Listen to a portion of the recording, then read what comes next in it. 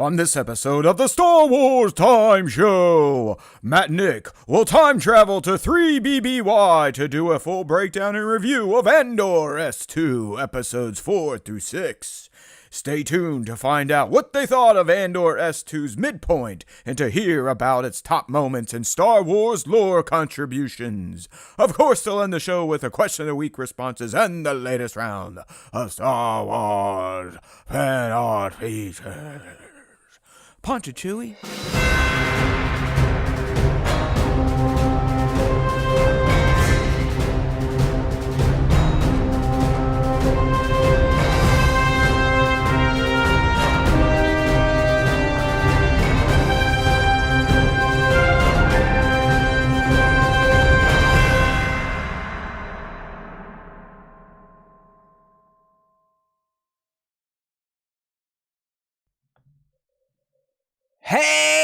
Hey, now, everybody,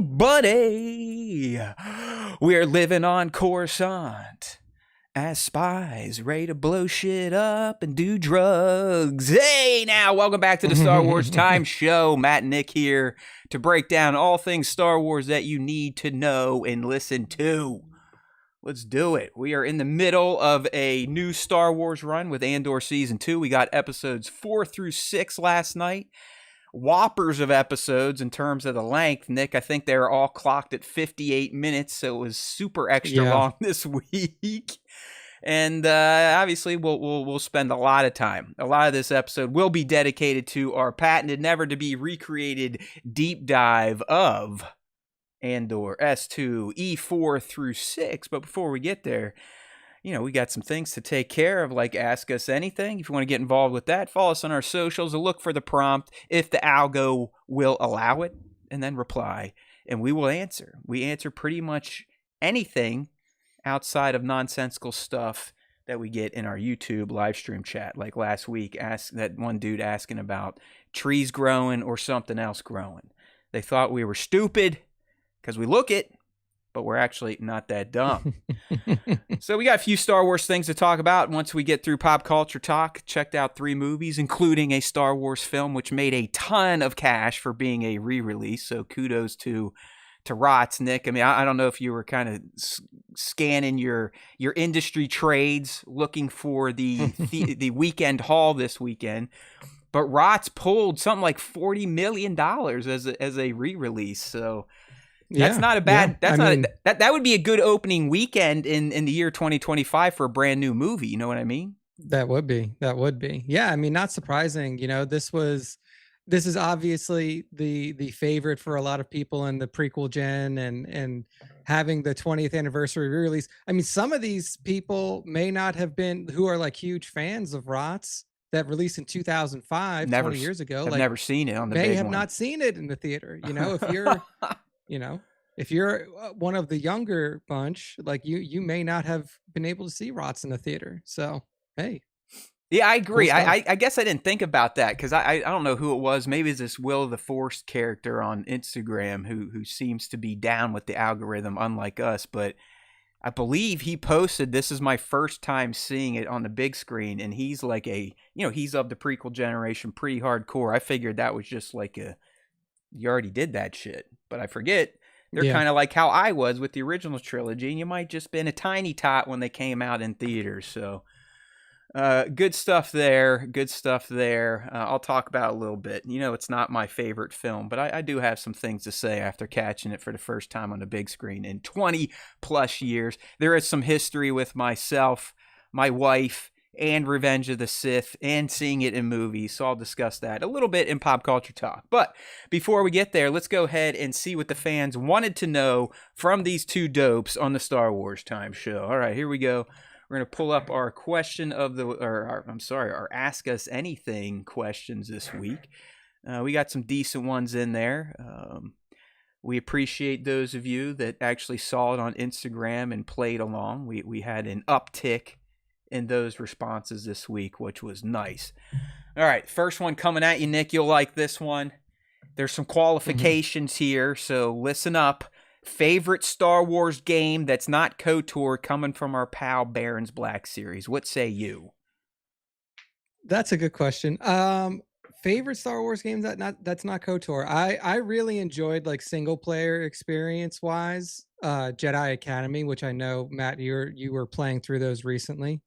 Literally stuck on the But just last like, mission. I'm just lazy, haven't finished getting what's his name? The who's you that know, guy? it happens. We talked Oh, about him in our coolest looking Sith, but he's Marco Ragnar. Ragnos, There I you go. believe. Okay. All right. Yeah. My so I would say like purely a single player experience. It would be that one. Like original Battlefront 2. Me and my friends sank a ton of time into that game, like Yeah. just a ton of time into it, playing multiplayer, like couch co-op multiplayer, stuff like that. Super fun. Jedi versus Sith battle. That was super fun. And then the Star Wars game that I have played the most, undoubtedly, is Star Wars: The Old Republic MMO. And I that's got a that valid game at, answer. That's not KOTOR. That is SWTOR. yeah, that is SWTOR. And speaking of, I actually resubbed recently just to like No catch up on shit. game content. Every time, like every few years, I do Damn it just to like I know go you back, say it's play some of the great, story content. and it works on Steam Deck. Nick, I haven't turned my Steam Deck on in probably 6 months. I don't even know if it works anymore. So once again, Yeah, that I was a will wasted say, purchase. But I think that game would be perfect for the deck. You know what I mean? Like in the summer, now it's warm up where I'm at. Go outside, sit on the deck, yeah, maybe start a SWTOR campaign. I've never played it on the Steam Deck. I do remember seeing like Reddit posts, people saying like, yeah, it's playable, it's playable. Uh, Obviously, it's an MMO, so like the controls of it aren't going to be I'm not sure how the controls are that's right. I on bet it's a lot of Steam point Deck, but clicky, huh? Yeah. Okay. yeah, like it's, it's your MMO control. So you're either hitting 1 2 3 4 on your bar, or you're clicking and you're moving, and so it's a little bit different. But yeah, Gun to head, those are the Nick. three that I would say. Like, how Yeah. big of PC Master Race are you? Like, if you were given the choice for your input, are you going keyboard, mouse, or controller? Keyboard and mouse for sure. Fuck, I mean, like dude, keyboard and you're a mouse. Yeah. hardcore. Like, even in FPS, like you're a WASD fucking one of Oh those God, guys. in FPS especially, FPS was built for PC, and I was a like former professional Counter-Strike source player. So yeah, like FPS definitely. The ones that I don't like Assassin's Creed and shit like that, probably not the best on a PC. A game like Jedi Survivor, Yeah, Jedi Fallen Order, probably not the best keyboard and mouse control, but like I would still prefer keyboard and mouse for a lot of the it's stuff weird. that I play. I've been gaming probably more than most of you. Gamed on green screen computers, in fact. I will never accept keyboard and mouse as the supreme input. And I know you're right, especially for FPS, because the mouse, just how quick and twitchy you can be. Yeah. But I could just never Most wrap my head precision. around moving. Like, I think moving is way clunky on a keyboard versus having a joystick to move. I wish you could almost joystick move and mouse control the camera. You know what I mean? So You might be able to do something like that now. I'm Who basic. knows? I'm basic AI. I know it. Like, I'm never gonna succumb to the PC Master Race. I'm a console guy through and through. Even though I wasn't able to pre-order the Switch 2, I didn't think they're gonna do it. Then they delayed it, and I wasn't paying attention. So on the 24th, they went live, and they were gone in like a minute. Did you get Dude, one? I tried over and over again. Like I tried, Walmart was the one that I got the closest on. So like for Walmart, you had to create an account. So I created an account. Yeah. I got it into my cart twice, and it both Then a times it was bot like, nope, out snagged of it. stock, out of stock, out of stock. Yeah, that sucks. Yeah, so Well, it you and I does. are going to It be sucks. hunting stores all for probably the next 6 months, because I think this console is going to be very hard to get. We can make fun of Nintendo because their hardware is always dated, but guess what? They fucking sell fun software like like it's Legend of Zelda. yeah, And nonstop. stuff, I mean, a new Mario Kart? Are you kidding me? That's a system seller in and of itself. So, yeah. all right. Yeah. In terms of I my don't favorite know Star how Wars, hardcore I'm gonna be about it. okay. Go ahead, I yeah. want new Mario Kart. Like, eight's been Yeah. around for what, fucking 8 years or more? It feels like. Yeah, So, a long time. anyways, since you did the original Battlefronts, which I agree. I mean, I was in my mid-20s, living in Texas by myself. I think I played Battlefront 2 pretty much nonstop. But to not be a copycat, I'm going to go with another one that I dumped a shit ton of time in throughout my college career, especially when I was managing a GNC, and that is Star Wars Galactic Battlegrounds. Nice. That is the I kind of thought that. top down, think StarCraft type of game. I could play that all day long, just building up massive balls of droidicas. That was kind of like my main attack. I would just farm droidicas and then send a massive ball over, and I'd usually, if I could get it first, it was over because they were going to tear down my enemy's base. I love that genre, but with Swago. Fuck off. I mean, in terms of life sunk, I don't think I will ever reach that amount of hours dedicated to game that Swago did. But the fact that I cut that out, it almost feels like 6 months now. It's been such a boon to my life. My existence is improved by not playing Galaxy of Heroes anymore. That's like kicking a drug addiction, man. That's, you're off the crack now. It was tough.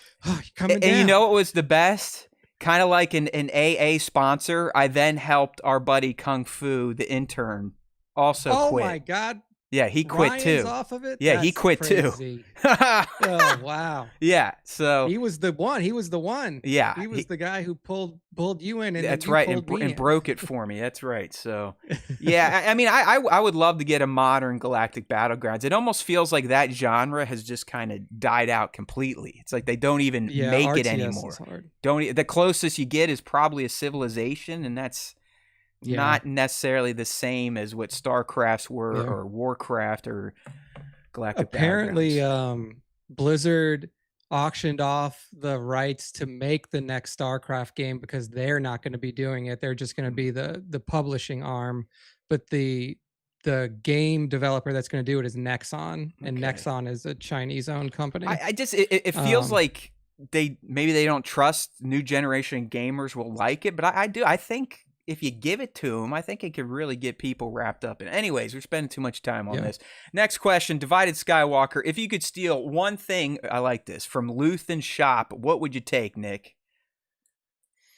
See you, Kramer. Oh, dude, I can't even remember everything that's in it, to be completely honest with you. So like you can just skip me because I can't. Right now I can't name. Nick one thing said Starkiller's armor. Okay, so Nick wants Starkiller's armor. What were those cool ass? Was that those gloves that were up there in these? Dude, I asked my AI today. I was like, these aren't Starkiller gloves. Are they Wookiee gloves? I know Wookiees have claws, but they can't use claws in battle, so that they wear these things instead. It's definitely not Starkiller gloves. So, Nick wants the spike gloves that we saw in this week's run of Andor. Okay, I like it. Those look pretty cool. I'm going to take... Let's see what I want. I want Padme's headdress from the Phantom Menace that we also saw this week, and I would wear that on every live stream we ever did. Thank you. That would get us more views for sure. Of course. Or just made fun of. Now it's back to we're shills because we like Andor, and I guess you're not allowed to like Andor for some reason. But the other one is we're getting who didn't see that coming? Getting a lot of AI slop. I'm getting AI slop on my AI podcast videos now that people are searching Andor characters. I'm like, eat shit. What the fuck do I care? Everyone uses AI way more than we do at this point in time, and no one even watches the content we make by ourselves in our human brains. So I don't care. We're going to be pissing out more AI slop than ever because I'm finally paying for Chat GPT because I use it too much now, and the fuckers are choking me off. I told you, if we could replace Nick and I, we would. I'd do it right now, okay? Right now. We'd get the same amount of views. Yeah, that's the problem. Oh, shit. All right. Good stuff. All right. Next question here coming from our boy Kramer. You know, he's always asking some football stuff, which I appreciate. Thoughts on the Steelers and Saints draft? He loves the quarterbacks your team's got, especially Will Howard. And then who would win in a fight, Din or the Predator, Nick? Go ahead.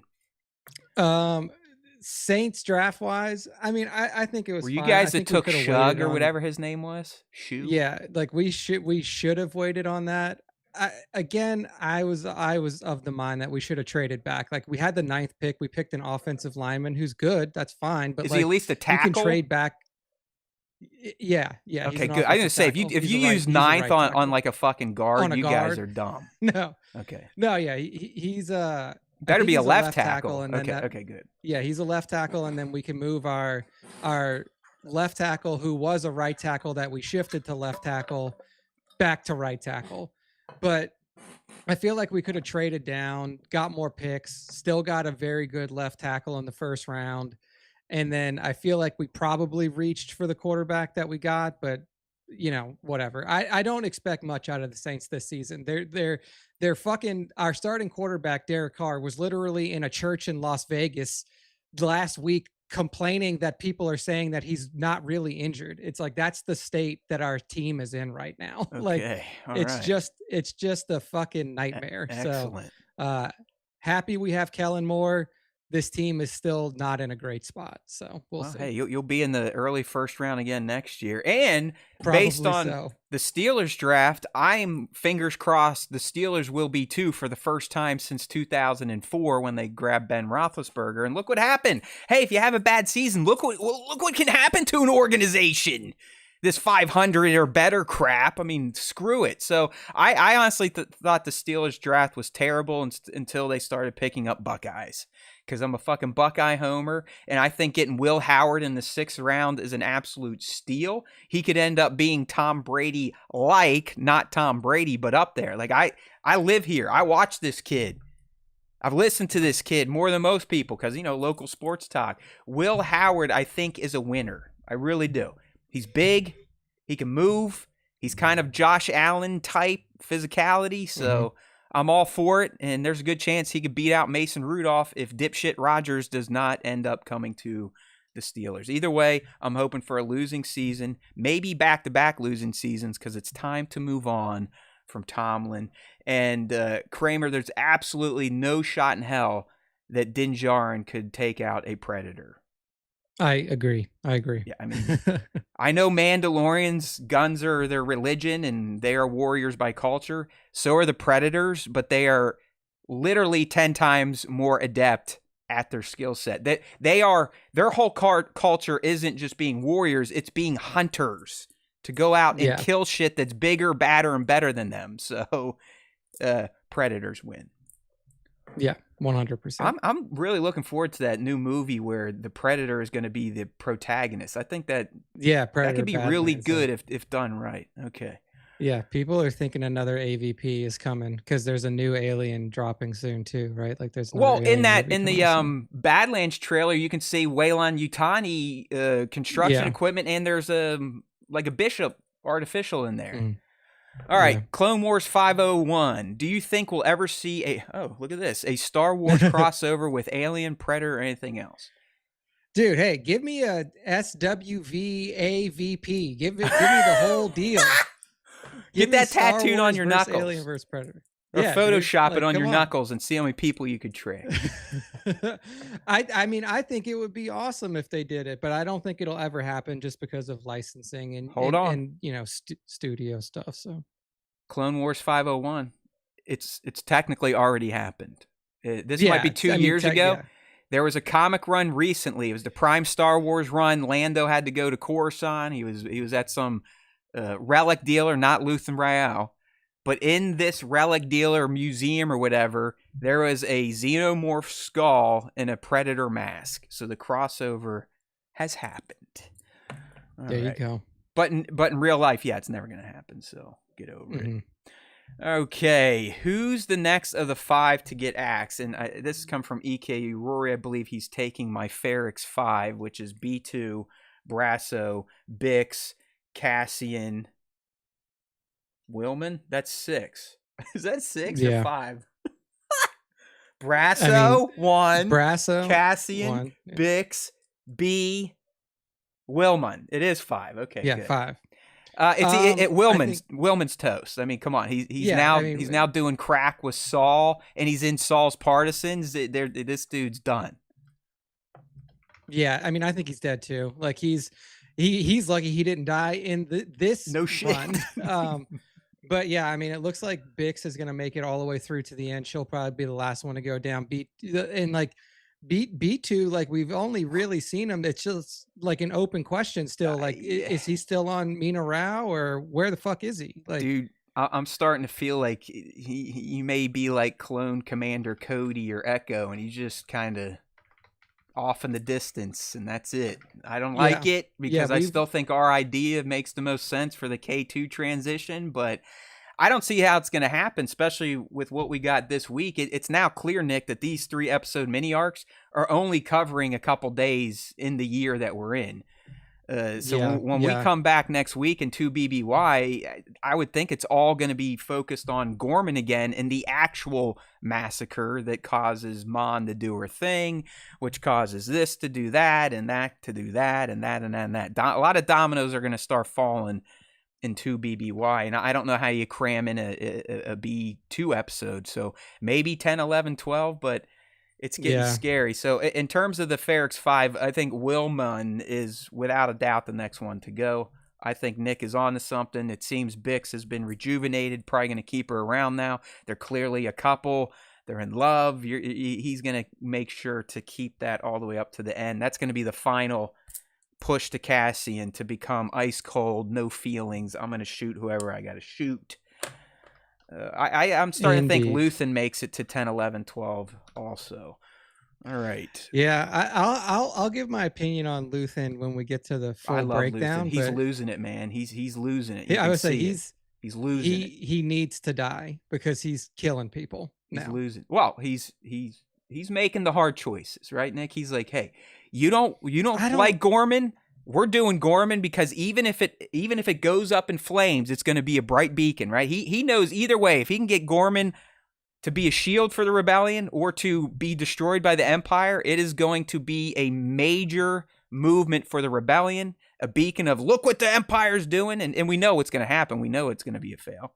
So I that he's making the very, very, very callous choices at this point in time. Remember, his mind is a sunless space. Be Matt, we love you. Thank you, brother. We always appreciate those tips, my friend. But yeah, I'm interested to hear. I still love Luthen as a character. I think he's fantastic. But you can see now that he's let his baby out of the bag and it's no longer his to control, it's fucking him up. All right. And Clea is the real boss, by the way. Let's be honest. Seemingly so. Clea is the boss. She runs this shit. She is ice cold, dude. Ice cold. Okay, next question. How do you pick your favorite daily images? Well, I'd love to tell you they're Aperture Figures. If you're in the ad tag, I go through there on the days that I am going to post our reel, which is not every day anymore. And if they move me, I'll throw them in there. Sometimes if it's the same person every day and they keep putting out great art, I may pause them for a little bit. But for the most part, it's a subjective process. And Nick, I would say that's the same for you on your top 5, right? Yeah, top 5ers. I'm going through our tag post, ad tag at StarWarsTime.show. And I scroll through the whole week. I open up probably 10 to 15 that I really like and then whittle it down to 5. That's how I'll do it. Excellent. See, we are open books over here at the SWTS. And if you ever do want to join the live stream, let's say you might have caught us randomly somehow on the podcast. We do these Wednesdays, 5:30 East, or as close as we can get, youtube.com/StarWarsTimeShow. Nova Toymation, will Serial find an accounting error from Mon's Foundation or Luthen's dealings? No. It's very clear where Serial is at this point in time. I mean, everything he's doing on Gorman is a front for what Deidre is having him do, and he doesn't even fully know what Deidre is having him do. So he is a fucking pawn of pawns at this point in time, right? Yeah, I mean, I don't think that he's going to catch anything, especially on the Luthen part of it. No. And then I don't think that's going to be it. I think that he is now, until the Gorman massacre has been completed, he is like fully into this role as an Imperial spy that is working on behalf he has a permanent of chub. I mean, he has a permanent chub. He's finally getting what he wants. He's so happy that he's working for Partagaz. You can even tell Dedra has to tell him, like, well, Partagaz wanted me to tell you. That's bullshit. She just knows that Serial loves the idea that he is tangentially working for the ISB, his dream job. I mean, what's a line he said this week after Partagaz basically said, well done, Serial? He's like, would it ruin everything if I said this is the best day of my whole life? Yeah, best moment of my life. Yeah. I love those two. right up front, he was like, "Oh, I did this," and he was like, and she was like, "Okay, good." And he's like, "Are you gonna tell party guys I know. about it?" And she's like, "Dude, like you didn't even really do anything yet. Like I'll tell them when there's something to tell." Like, I'm sorry, man, but these two continue to be a a highlight of this series. I never thought I could fall in love more than these two very seemingly so on the spectrum Star Wars characters, and they are just absolutely supreme to watch. That kiss, that welcome home kiss, man, lights out, like lights out. Come on, that is so perfect, dude. Lights out. I love it. Sexy time, lights out. No foreplay, lights out, Nick. Let's go. I love her. I absolutely love her. Bat, I'm guessing you missed this last week. He's also asking, are we going to Star Wars Celebration in LA? I'm leaning very strongly towards yes. Nick is considering it for sure. He hasn't outright discounted it. So there you go. My answer is I don't know. I don't know. We'll see. Yeah, so it's up for debate. League, who is on the chopping blocks for next week's episode? I'm sticking to Willman. I think you might. I don't know if the partisans are going to get involved in Gorman. They might, and just kind of make that massacre a bigger mess, or if they're going to continue kind of having a little Saul separate thread, and he does something with that rhydonium that goes sideways and kills a bunch of innocents. But I think Willman, just like we said to EKU Rory, will be the overall, not just the Ferrix 5, but an overall main Andor character. He's probably toast next week. Do you think maybe Vel, too, now that Cinta's gone? Does Vel make it to 10, 11, 12, or is she out in the actual Gorman massacre? Yeah, I mean, I think she may just go down, too. It's just like, look, my girlfriend is out. I'm stuck in this fucking shithole situation, right? And I'm just gonna go out with it. Like, there's what's left for me, because she like she told Cinta, or like Cinta told her, it was one way or the other. It's like we're more important to him if we're as individual pieces than together. So they already know that like all they are pawns and expendable parts to Luthen. So like now that you've lost the one thing in your life that you cared about for Vel, like what's the fucking point? Like you do the rest of your job, and then you just go out. That's the way that I think she's going to handle it. To me it makes sense to kind of clear the board for 10, 11, 12, so it's just Cassian and his core relationship of Bix. Like clearly that's his life, that's his everything. So if you remove Wilmon, I'm going to start saying it like Saw, Wilmon. And dude, his cadence of speech in this 3 was so weird. I was like, you kind of sound like you're trying to talk like Malcolm X to a certain degree in terms of like his vocal cadence. It was just weird. I just thought he's definitely becoming the mad Saul we saw in Rogue One. Like he's getting closer and closer to. But hey, listen, I'm going to talk about his speech because I'm not going to lie. I've never been a huge fan of live action Saw Gerrera until this week. I love. I mean, he's crazy. He knows he's crazy, but he perfectly explained why. And I'm like, yeah, I get it. I get it, Saul. It's been your entire life rebelling. I didn't know you were huffing paint this whole time too, but it's like, yeah, I think I'd be a little angry and crazy if my entire life was nothing but essentially being persecuted from a more powerful faction. So, but I will get there. I'm with you, man. I've always questioned Forrest's take on Saul and the voice he uses, but I kind of dug it this week, and I'll talk more on that. Okay. And that's that. I think that's that for Ask Us Anything. So thank you, everyone, for your questions. Again, if you want to ask, just look on our socials. A good spot to be is right on YouTube in our posts. We put it there. If you want to join our Discord, we got an open invite. You can check that as well. Alan Martinez. See the Mon Calamari. Yeah. We're going to see the Mon Calamari joining the rebellion in the next episodes. No. That's an interesting question. I don't 10, 11, 12? Yeah, like I think once everything heads to Yavin 4, all those opportunities open up. But Alan, I really think because Gorman is canonized in 2 BBY, at least the new Gorman, we'll talk about the Tarkin Massacre. I thought that was a beautiful move by Tony to do that.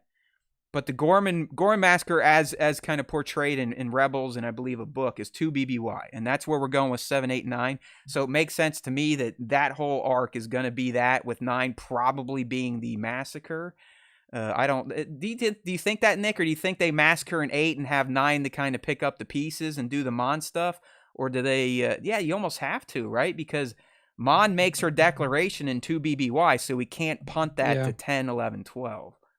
Yeah, it's got. I mean, it can't be a year later. Like Mon's speech after the Gorman massacre has to happen in the next block. They can't move it. So do you think that? I mean, technically they could do whatever they want, but they shouldn't move it.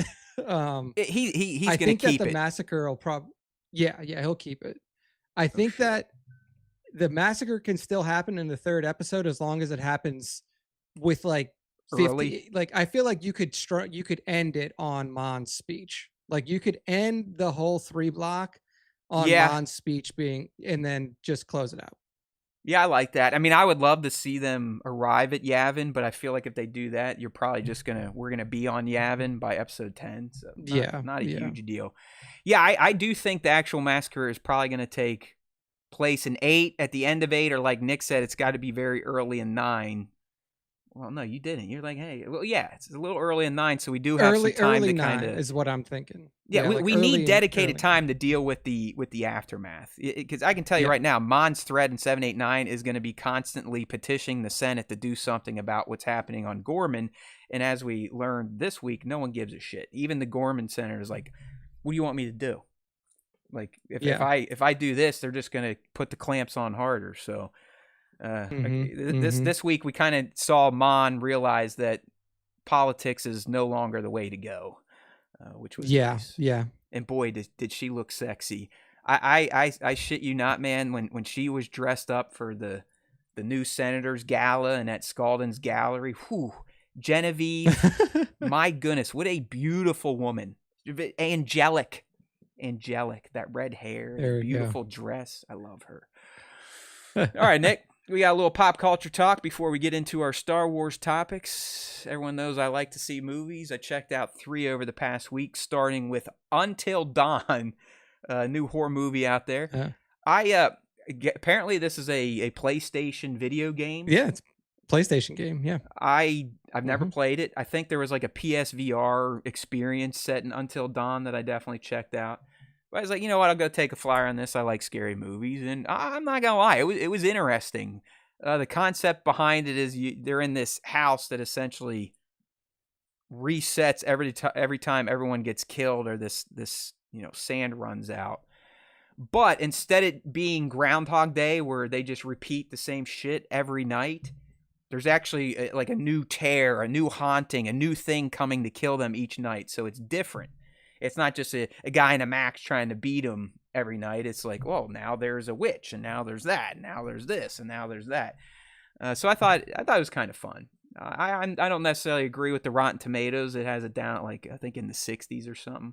I'd put it more around like a 6.5, 7, 7.2 out of 10. If you like horror movies, feeling a little scared, the little jumpy action, you could do worse than Until Dawn. Next one I checked out, Young Nick, and then I'll let you give I'll talk about my last one, then you can give a further stamp of approval to the companion. But I went and checked out The Accountant too. I was surprised by the first one. I was like, oh, this is pretty good. And I was like, hey, I'll go check out the sequel, and it's still pretty good. I'd say the story's a bit lackluster. It seems like it's just kind of secondary to watching Affleck act like someone on the spectrum, and then Bernthal being Bernthal, which I love. I mean, John Bernthal is one of my favorite actors. Anything he's in, he's fantastic, even though it always kind of feels like the same character. Every once in a while, he changes it up.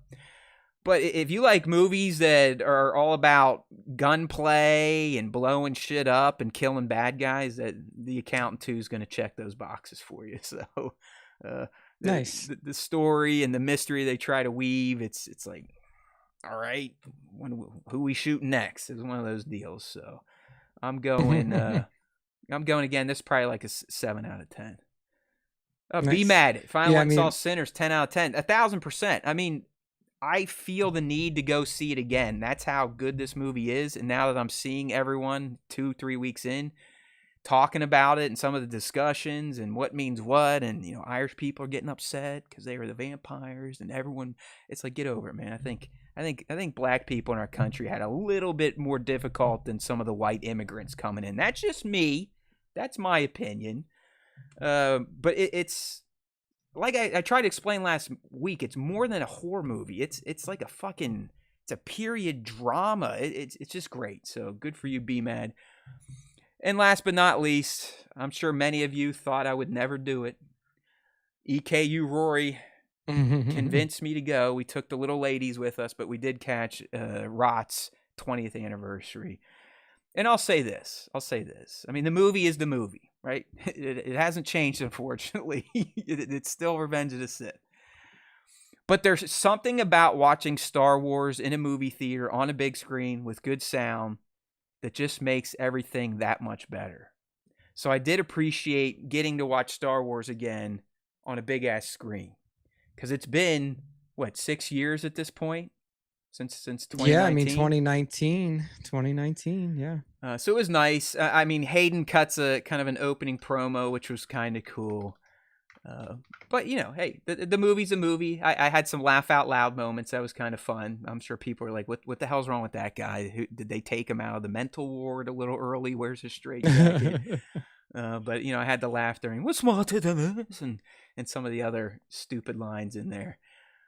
But I like this. And you know what I like even more? I like for the prequel fans and Hayden and the cast that made this movie and everyone that ate shit back in the early 2000s.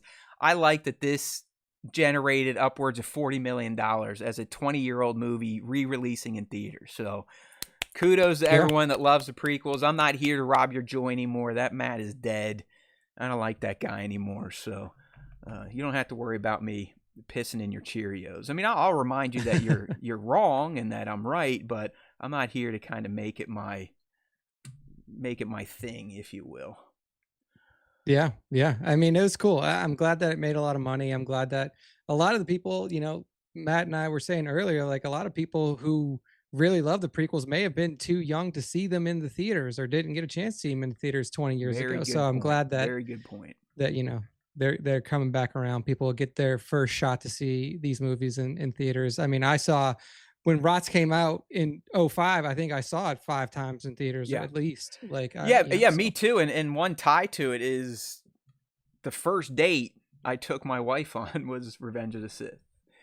Hey, in the movie theaters. So there you go. Star Wars brings people together. I remember kissing her in the parking lot for the first time after the movie. And 20 years later, we're still together. And boy, is it a challenge sometimes when you've lived with someone for 20 years and been married for, hell, don't let me fuck this up, Nick. I think it's going to be 18 years this November. 18 there you go. years. Hooah! There you go. All right, real quick. We got some low-hanging fruit Star Wars stuff before we start deep diving into Andor S2E 4-6.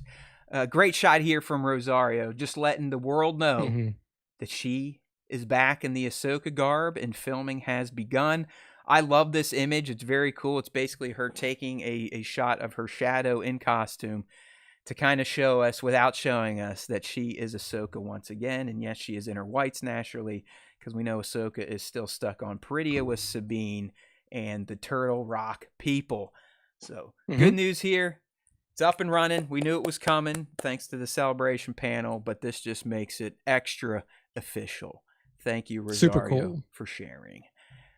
And lastly, Nick and I were kind of laughing about this before we went live because it reminds us of the somehow Palpatine returned reveal that took place exclusively in a video game universe. And while this is not going to be exclusive content to Fortnite this time around, Fortnite and those who play within its realms will be getting first crack at the first 2 episodes of Star Wars Tales of the Underworld this Friday, May 2nd, in-game. Okay, so if you play Fortnite, you can watch the first 2 episodes of Star Wars Tales of the Underworld, which drops in full on May the 4th day, this Sunday.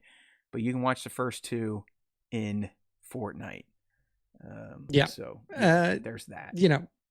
It's good for the kids. That's what I was telling Matt. I was like, for old fuckers like us that don't play Fortnite. And look, I will say this till the day that I am defending myself or don't have to defend myself to young gamers anymore. I played Fortnite in beta and I won a Fortnite game all by myself. It wasn't a duo, wasn't a trio. I was a solo player and I won a Fortnite game. So I've played it, I've won it. It's fun. It's nice that they're doing this to keep younger audiences engaged, because that's what Star Wars needs to survive, is young audiences. So while it's like, we're not going to catch stuff like this because I'm not on the Fortnite servers that often anymore, if ever, it's cool that they're roping in young people with this kind of stuff. So I'm actually, Nick, you think you're old school Fortnite? I remember Fortnite when it wasn't Battle Royale. I think a lot of people forget the game was supposed to be like you defend a position against zombies. It was a base builder. Yeah, it was a base builder. I remember that one too. Yeah, I played like a version of that one, but it was so limited and it wasn't even it wasn't complete yet. Like it was very, very limited. Right. And then the beta version of the Battle Royale. Let me address Wyatt right here, because that'll lead us into our breakdown. Wyatt on the stream's asking, I wonder what is the difference between the Tarkin massacre and the Antar atrocity, which happened a year later, when that event was a huge PR nightmare to the point that Tarkin was reassigned, I'm guessing, with Reaches? Assigned with Reaches? I don't know. Here's the deal. What Tony did is he canonized what used to be called the Gorman Massacre, before the Gorman Massacre that happened in 2 BBY, in which Tarkin, who I believe he was just a Moff at that time, showed up at Gorman very soon after the Empire came into power. And they were protesting taxation of trade routes or something like that. Literally, it was some tax policy that the Gormans were protesting. And obviously they're doing it peacefully. They're not a fighting planet, as we learned this week. And instead of waiting for the protesters to clear that landing pad that we saw, he just decided to land his Star Cruiser on them. So he killed at least 500, injuring many more. So that was the Legends Gorman Massacre, which has now just been dubbed the Tarkin Massacre and made canon, which I absolutely love. So that's what happened there with the Tarkin Massacre. It was actually during the Empire's initial rise to power, and he decided to make his own parking spot on top of living humans. Yeah, so I mean, again, I'm not too far, the operation. So the Antar atrocity, massacres on Antar 4, punishment for Antar 4 is allegiance to the CIS systems during the Clone Wars. This happened in 18 BBY. So the Antar atrocities happened long before even the pre-Gorman massacre that Matt just described. So that, I think that's the difference. The Antar atrocity is something that happened well before the this Gorman ship landing on people by a little bit, and then this new Gorman, the Gorman massacre that we're about to see happen, is 2 BBY, but the Antar atrocity was also something that happened on a different system. All right, so there's that. But I really, and we'll talk about it more as we go into our breakdown right now about the Tarkin Massacre. As you can see, I led that with the title of the breakdown, hoping to get some cheap SEO hits out of that. All right, man, so we're here. It's time to break down, review, deep dive into Andor S2 E4 through 6. If you're new to the SWTS, we usually start both giving our initial impressions and review of the episode. Then we'll take a deeper dive into it by looking at top moments, eggs and references, and then any odd questions that might have come to mind as we were watching, Nick. So before we kind of get into the deep dive, I have a feeling where your review is going to go a little bit, because we were chatting earlier today, but what would you think now that you've seen 4, 5, and 6 concurrently? How'd you feel about Cassian's 3 BBY arc? Yeah, again, not as much Cassian in this as everybody else.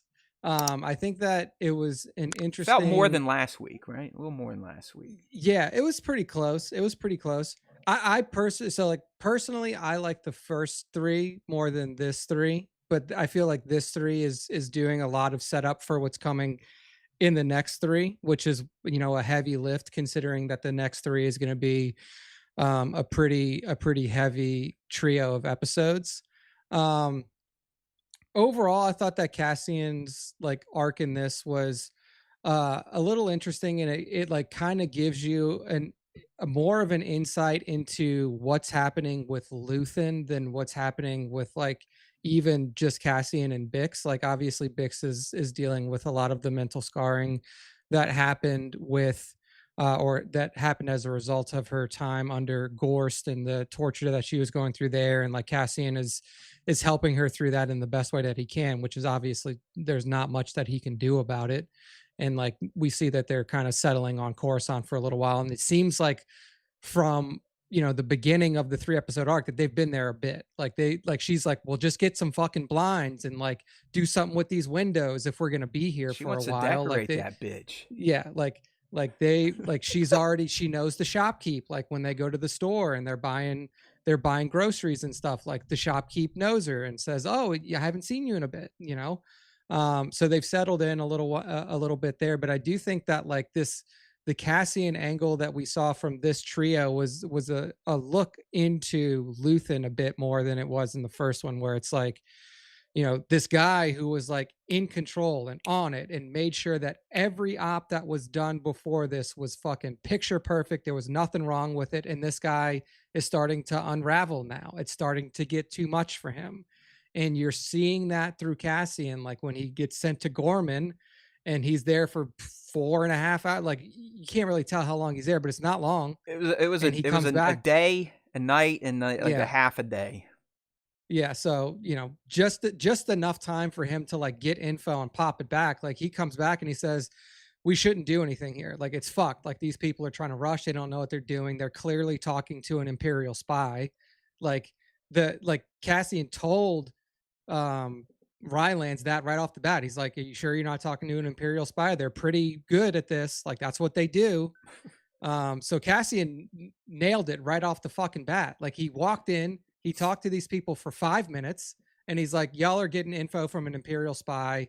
He leaves, tells Luthen that, and then Luthen's like, "Fuck it, just do it anyway." Like, so I feel like Cassian's whole arc is really peering, and especially the big stuff when he comes back and he chews Luthen's ass out about the big stuff, breaking all sorts of like protocols. But like you're saying, I yeah. mean, Luthen's network it's falling apart. His control is gone. I mean, he's got one of Yeah. his biggest assets in Cassian now breaking protocol, because you have to argue that Luthen broke protocol by heading over to their place and talking to Bix. Maybe he was going there Yeah. to kill her. Who knows what Luthen was doing there? Remember, Yeah. Bix knew he came for a reason, and it was maybe a mission. Maybe he was coming there to really sniff her out and see what was going on to get rid of Yeah, her. a So weapons appraisal. yeah, Apparently, it was a weapons appraisal, but true. clearly, probably not. You know. Um, Well, yeah, it's like that. the Go Gorman ahead. thing, like we talked, I totally see why Luthen is making the choices. Like he has no feeling left. He's had to like kill his humanity, which he kind of described in his speech last season. But he knows that Cassian's right. It doesn't matter to him though, because he knows if Gorman gets fucked up by the Empire, it's probably going to be even better for the rebellion than if they sided with him and became a shield against the Empire. So he knows Gorman getting destroyed or a massacre occurring is actually going to be better for his cause than if they truly were helping the Gorman. So yeah, he's a disturbed person, but if you think about it, what he needs to accomplish and what he has accomplished, you pretty much, again, throw your morals and ethics out the window. Even though he's technically a good guy and doing something good for the galaxy, he's also done a lot of horrific bad shit to get there. Yeah, yeah. I mean, there's definitely going to be like arguments out there that like you know it could have been done in a better way instead of like knowingly walking into an Imperial trap and then setting everybody up there to die a horrible death. Like, will it show an effectiveness in the galaxy? Definitely.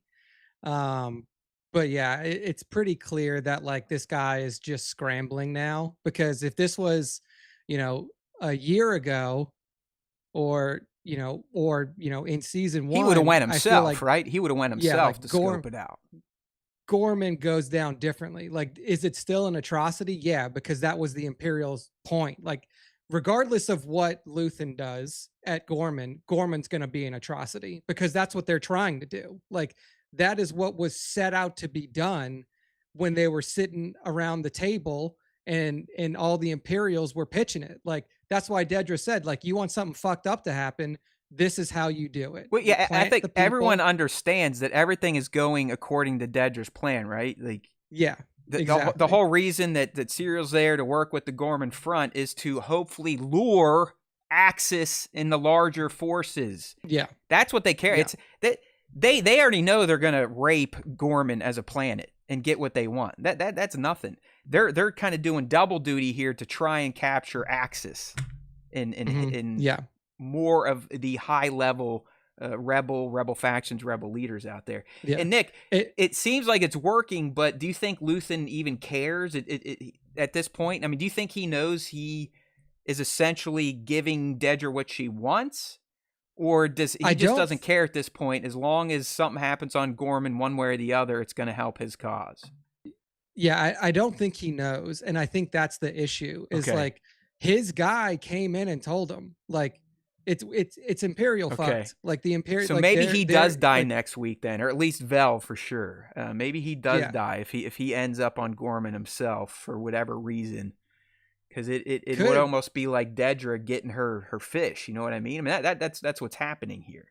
Yeah, I mean he would never I don't think that he would knowingly like give the Imperials more information on his primary asset, which is Cassian right now, and he sent that motherfucker directly into it. He's just like, oh, just say you're a dressmaker, and then literally he's given the Imperial, if he knew, then he's knowingly giving the Imperials everything that they want in this, which is probably the opposite of what he wants to do. Like, Luthen is a guy that wants to control the conditions as much as possible and work things in his favor. But what he's doing on Gorman is just empowering the Imperials to literally, one, pick up more asset information on people that they didn't know about, and then two, give them more information on what the rebel forces are trying to do on Gorman. So I think that he's just losing it. Like, he's just off his rocker. He can't handle it maybe anymore. Getting a little greedy is, I think, what Nick is saying. He's getting a little greedy with his initiatives here. Yeah, it'll be interesting to see what happens. You know, maybe he feels compelled to go to Gorman himself. Maybe he actually wants the massacre to occur, so that's why he's sending forces or some of his big players. Yeah, kind of like what BMAD's saying though. Like, even with this listening device in Scalden's place, Clea was like, "I told you not to do this, and this is gonna fuck us now because you didn't listen." She's the one that wanted to do it, and he agreed to it, and then he was being a shithead to her, even though he signed off on the operation. Yeah. So either way, he's not as locked in as he should be. I'm with you and BMAD. I do think Clea may ultimately have to make a choice with Luthen, which could be wild. Yeah. Like, if she's the one that realizes, like, oh my God, the guy, our architect, he's done. He can't do it anymore. He's becoming a loose end, and we know what happens to loose ends in Luthen's operation.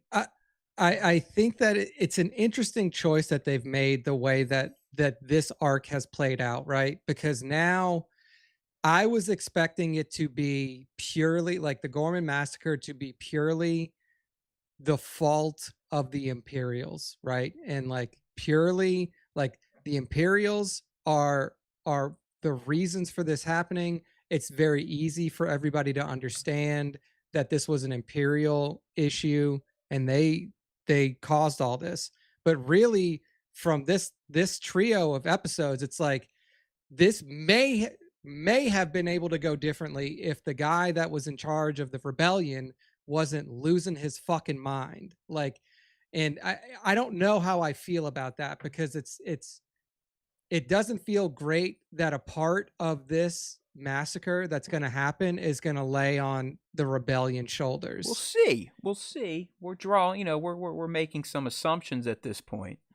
But clearly he's already aiding the Gorman front, so I guess you technically could say, yeah, he is kind of tweaking the system a little bit. He's got his thumb on the scale, right, Nick? As they say. and not in the way that he wants it to be, not to his own knowledge. Like, he's unknowingly playing into an imperial plot that's just helping them do what they want to do, because by them going through with that op, they can now say, look what these rebels are doing on Gorman. Now we have a reason to come and do it. If he listened to Cassian, and said, all right, it's a bad deal, just fucking like get in contact with them and just tell them, like, look, I understand what's going on there, but y'all need to chill the fuck out because y'all are talking to an Imperial spy, things would be different. It would have taken the Imperials much longer to get to that point of boil over, but he just handed it to him. Well, you know what the fallout is. You know what the fallout is from that heist, right? It's now the armory definitely is going to be an armory, and now they're going to have military presence all around. Oh yeah, because it's justified. Yep, because it's justified, and that's all part of the plan. Like that's like plan one. Dedra said, no, propaganda, sure, run that. It's smooth, but it's not what we need. We need homegrown rebellion, and they just got it.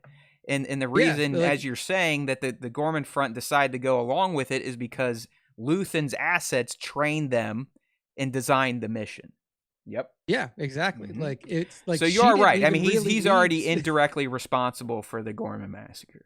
Yeah, like she didn't even, like, Cyril definitely helped, but like it seemed like regardless of what Cyril's giving him the info, but really like what pushed it over is Luthen being like, yeah, run this shit. Run it. And even though my top guy just told me that this information that's being fed is coming from an Imperial spy, run it anyway. And like, now the Imperials have all the reason that they need to impose martial law. Yep. And 100. Eventually carry out this massacre. It's fucked up. It's fucked up what Luthen did. Yep. League asking, do you think Kleya knows as much information as Luthen? Yeah, I do. She may know more. I mean, she's the one always on the radio. It seems like she's the running one the comms, giving it to him mostly. I know he goes out into the field more, but it's usually on intel that she's received. So when it comes down to it, I think they are equal partners, and I might even at this point give Kleya the bump because of what Nick's been saying. We've been saying about Luthen's state of mind. He definitely, and Tony hinted at this. He's like, you're going to see a different Luthen because now he's going to be kind of the creator. You know, think about someone that creates a piece of tech or a business, and then it blows up and becomes either a franchise or a worldwide operation. You lose the control you used to have. And what does that turn into? What does it do to you? What does it do to you mentally? Can you handle losing control? And clearly we can't. I mean, when Luthen found out that their bug is going to get found out in Scaldon's gallery, he went absolutely batshit nuts. He's like, what the fuck? And Clay's like, chill out, asshole. You're the one that signed off on the fucking operation. I don't care if we didn't get any good intel or not, but you were a part of this. Like, calm down, bro. All right. Yeah. So I guess I'll real quickly go into my review. It seems we're right into the deep dive, which I love, obviously. But real quickly, I was a little higher on this one than Nick. I do agree.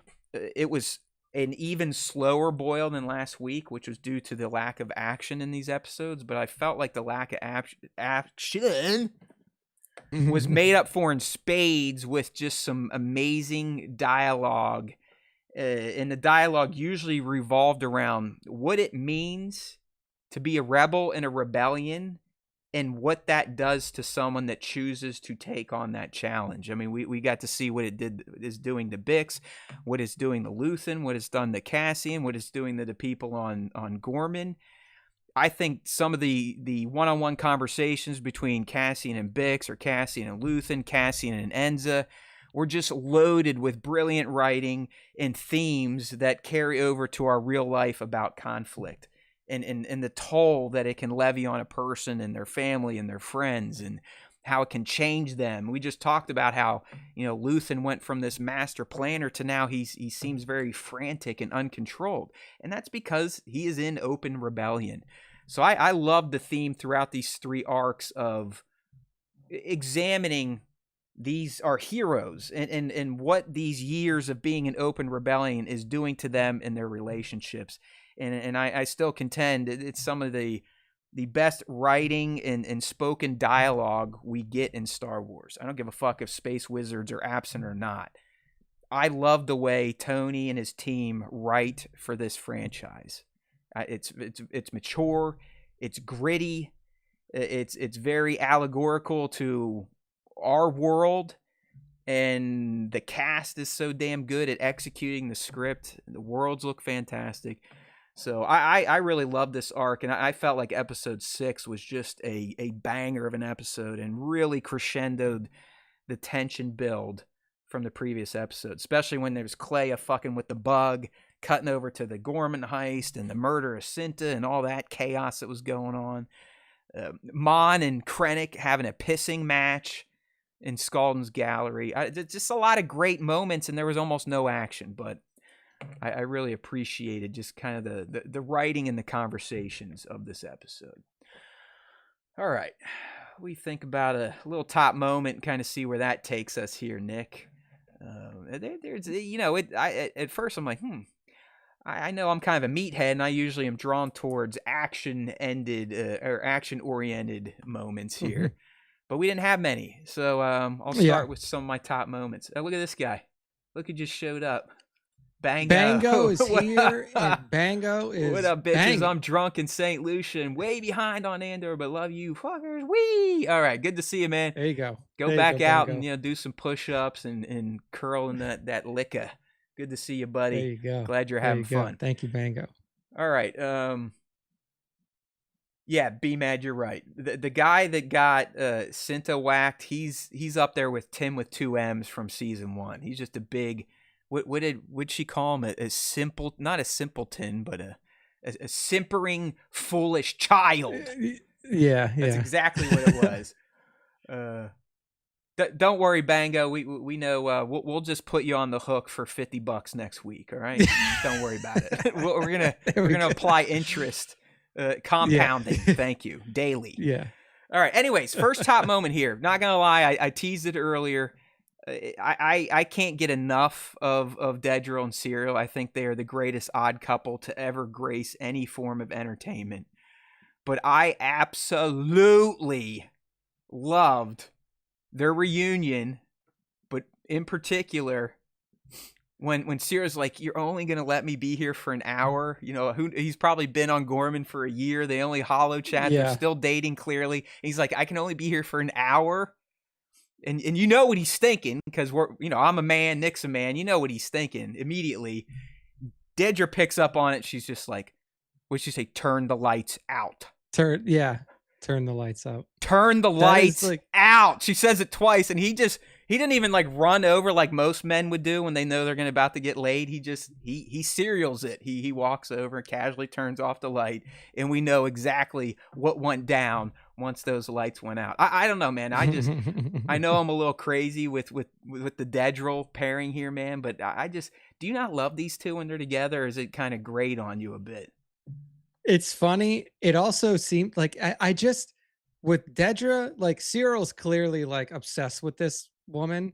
Dedra feels like she could take him or leave him. And it's like, of course. I mean, he's an asset right now. I mean, it's clear she is using him beyond what he even knows he's being used for. Yeah. I mean, 100%. So it's it's funny to see this semi one-sided relationship where it's just Dedra is just in a position where she's like, I got a dude who I can literally control in any way that I want to because he is so spineless. This guy has nothing in his life other than me. And then that means that I could literally do whatever I want to it. It's just like one of those He's relationships also where an imperial it's so sycophant, weird though. like that. Remember, I mean, he loves the Empire, he loves control, and all he wants is to be in the ISB. So yeah, if she's like, "Hey, man, help me out with these missions," of course he's like, "What do you need me to do?" Yeah, it's funny to watch that, like, that relationship play out, and it almost seemed like she was annoyed to see him when he walked into the house. Like, it was just like, "Oh, you're here?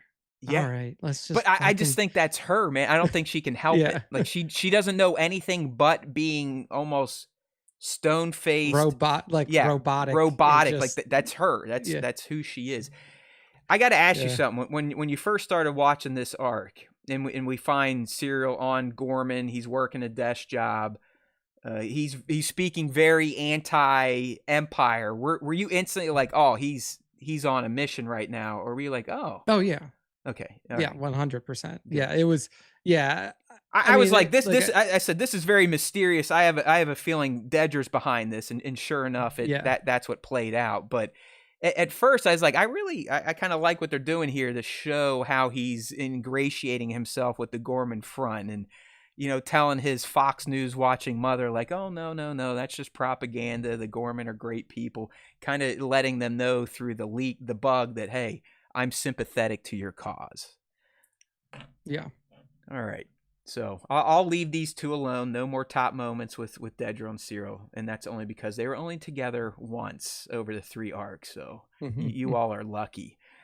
But like I said in kind of my review here, my next top moment came when Cassian made it to Gorman, and he had to sit down with Enza, who was what's his name, Caro Rylance's daughter, kind of the lead of the Gorman front. And I don't know, I really appreciated how Cassian approached that conversation, and how he called her out for being too aggressive, too eager, taking the chance to essentially reveal herself to him without really even knowing who he was. It gave us deeper insights into who Cassian is now, even versus 4 BBY and definitely 5 BBY. This dude knows exactly what's what. He knows how to handle himself as a rebel. He knows how to work the game. And he just kind of laid it out there like, hey, you guys you're fucking noobs. What you're doing here is dangerous. You're going to get yourself killed, all your friends killed. How dare you act this way? This is way more serious than you guys think. And it's cool to see this guy who was essentially a vagabond bum in season 1 is, with each 3-episode arc, becoming more and more the leader we know he's going to be once Rogue One rolls around. And we really got that in this conversation. I don't know. He seems like a grown-up finally. Yeah, like he understands spycraft now. Like, you can see it, like you were saying, you see it evolving over time, and you see like what his role is start to shift a little bit. Like, he's now being sent to assess situations, because that's what he was sent to do. He's no longer a blunt object, right, Nick? He's not just a weapon. It's not just like, hey, go there and steal this ship. Yeah. Like, like now it is, hey, there's a cell on Gorman. It's almost recruitment at this point. Yeah, like, we need to understand the situation there to see if this is something that we should be involved with. So instead of sending Cleo, or instead of going himself, Luthen, that is, he's like, he now trusts Cassian enough to be like, you know what the deal is. Go over there and see what it is, and tell me how it's going. Like, tell me what the situation is. So when he got there, from the moment he's there, he's like trying to assess, like, do these people have any fucking clue what they're doing? Do they have any clue what the Imperials are doing? And do they have any idea of how a cell like this should be operated? So he went into it immediately looking for things that are going wrong with how this operation is being run. And before he even has a chance to like get into it and have a conversation with them, he's already like, yo, what the fuck are you doing? Like, Yeah, it was really good, and the way that he carried it out was Yeah. smart, and I thought that it was well handled. So yeah, Yeah, hey, awesome stuff. like I said, I mean, this arc, as Cole's saying up there, very action light, but I appreciate that. I'm digging all this setup and world and lore building. This is what I live for in Star Wars. I mean, yeah, action's great, but you know that's the prequels for you, just all action, no real setup or story, and that's fine. I mean, if you guys like that, have at it. But I do like these slow boils. So my next moment, and I teased it here, but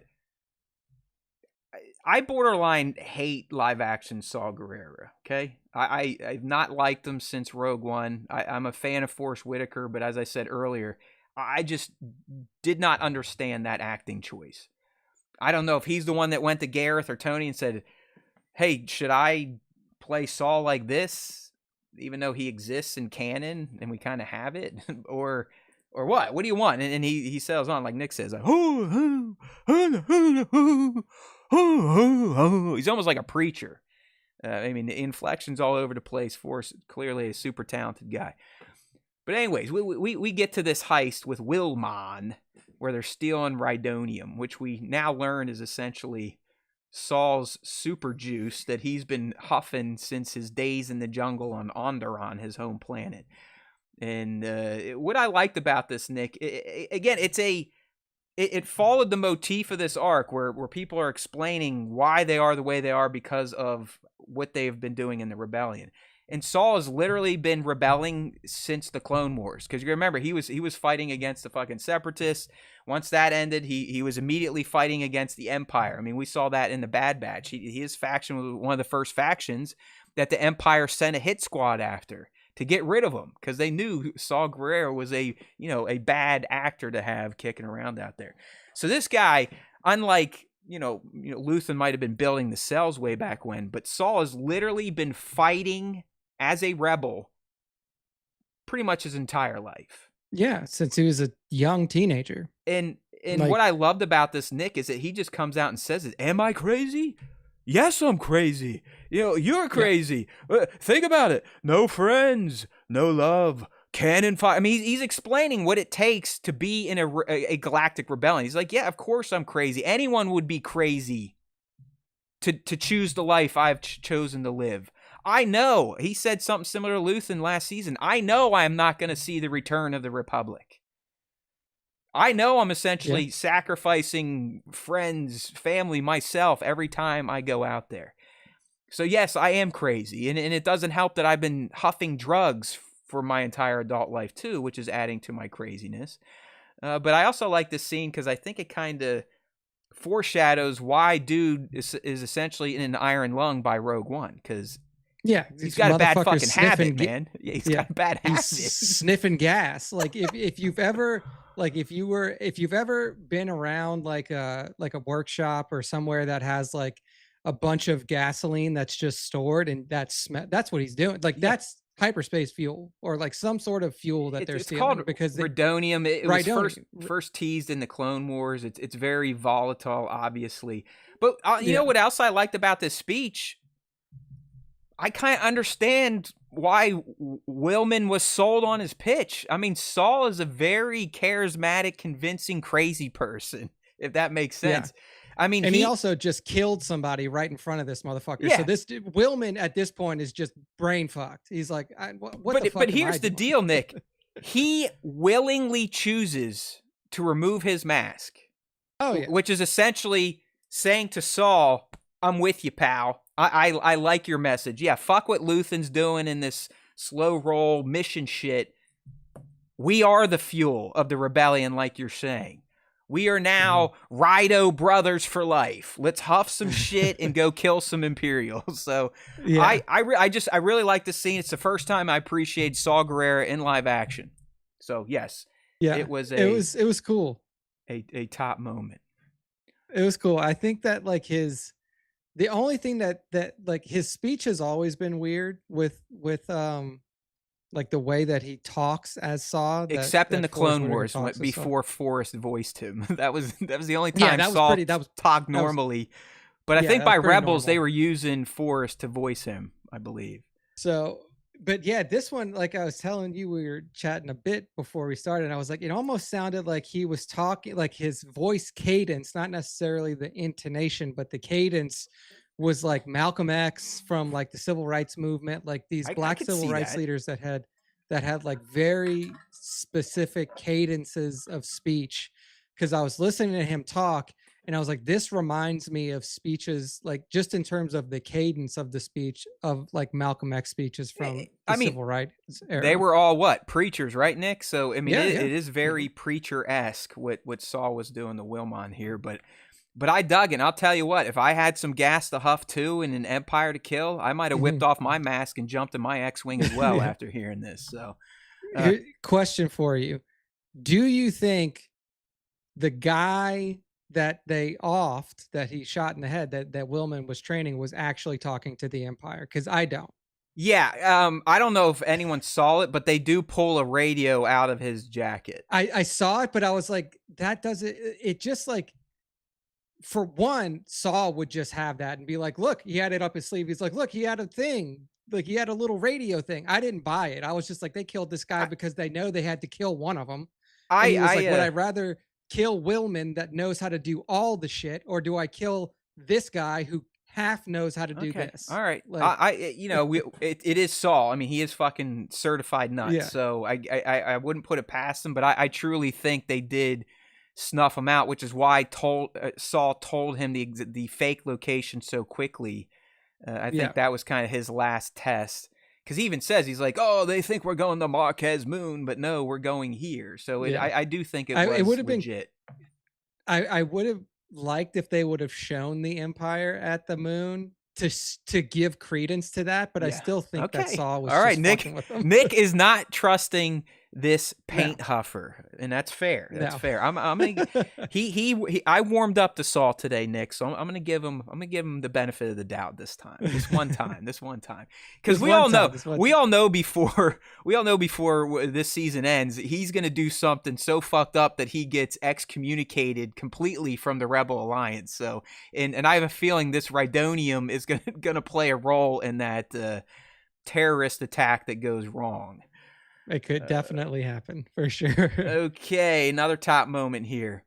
I mentioned it earlier, and it still wasn't very actiony, but I really loved watching Clea work Lonnie at the event and get into that collectibles room and do her thing to try and get that bug out. I really the build up to it and then the tension payoff on the bug plot thread was just fantastic in this episode, and it was bolstered because they were cutting over to the Gorman heist, so it was a nice mix of these two very intense little operations going on. But Clea just manhandling Lonnie, literally sacrificing her health to get this done. Krennic in the background. Really, that scene in Scaldon's private stash was executed on a high level by all parties. But I really, I thought Clea's bug operation was probably the most tense I felt watching all three of these episodes. Yeah, absolutely. I think that was really well done. And then Mon's part in that too, just like Great. like poking at Krennic. Oh, it's the good whole to time. talk to you not on the witness stand finally. Yeah. They're always probably bringing him in for war crimes to be, addressing a Senate panel or something. Those two together were fantastic. I mean, you could tell that if they could have, they would have sat there and pulled out their blasters and shot each other. But they're diplomats, as they say. And Krennic, always great when he's on screen. He's just such a pompous ass type of character. That's your rebel to my terrorist. You know what I mean? So you gotta love it. Yeah, hey, man, B-Matt, I'm telling you, Clea is an all-star. Don't sleep on Clea. She might make it longer than Luthen. She might make it all the way. Who the hell knows? She could. She could be the lady drawing on the astro maps on an Echo base in Empire Strikes Back. You never know. Remember, like, when the Ion Charge is ready? That's her sister. Okay, another top moment I kind of enjoyed, and guess what? It's another speech. But I shit you not, my friends, and it looks like I really screwed up my screenshots this week. But when Vel is dressing down that Gorman rebel over the death of her lover, it got me.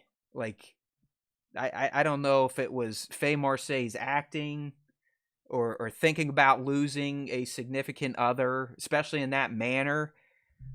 It got me. Like, I got legitimately emotional watching Vel dress that dude down and remind him that he took someone special from her and that he's going to pay for that for the rest of his life. That he's a turd bag piece of shit that just took away one of the rebels' greatest warriors, and the emotion behind it, and just kind of you could feel her experiencing loss already. I don't know. It just hit me, man. It's just one of those Star Wars scenes where it's like, oh, damn, that was rough. Like, man, I feel for that character because I'm almost imparting how I think I would feel if I was experiencing what she's going through. So I really appreciate that Vel moment on the heist wagon, if you will. Yeah, I mean that is definitely, obviously we haven't seen, like, Vel was kind of popping in and out in the first trio, and you know, we really didn't see her a ton until the end of this one. Like, they, you know, Vel and Cinta pop up on Gorman basically after like you said, Yeah, Cassian's like, I'm not touching it. So Luthen's like, well, Yeah. screw you. I still want it. So he sent, the B squad. Yeah, he's like, y'all go and take care of it. So like with the little screen time that Vel had in this trio, she made it count. It was a super good speech. And it was also, to me, that was the moment that she's like, I'm going out here. Like, this is it for me. Like, that was her decision point, to where it's like, she already has admitted, like, she doesn't care for Luthen, like, like, he's the guy running the ship, but like, they already realized that, like, like, they're just pawns to him. Like, there is no You like, think she's gonna quit the alliance? You don't think she's gonna be a no, rebel like, by 789, or you think she just no, she's gonna be fucking dead. Like, she's gonna maybe take more risks than before because she has nothing to live for, right? Exactly. Like, that was Vel's moment of like, this is it for me. Like, I'm going out here. Yeah. Like, this is my last op in terms of I'm dying here. Like, because she doesn't want to work for Luthen anymore. Luthen just threw them into this shithole, and then essentially got her girlfriend killed.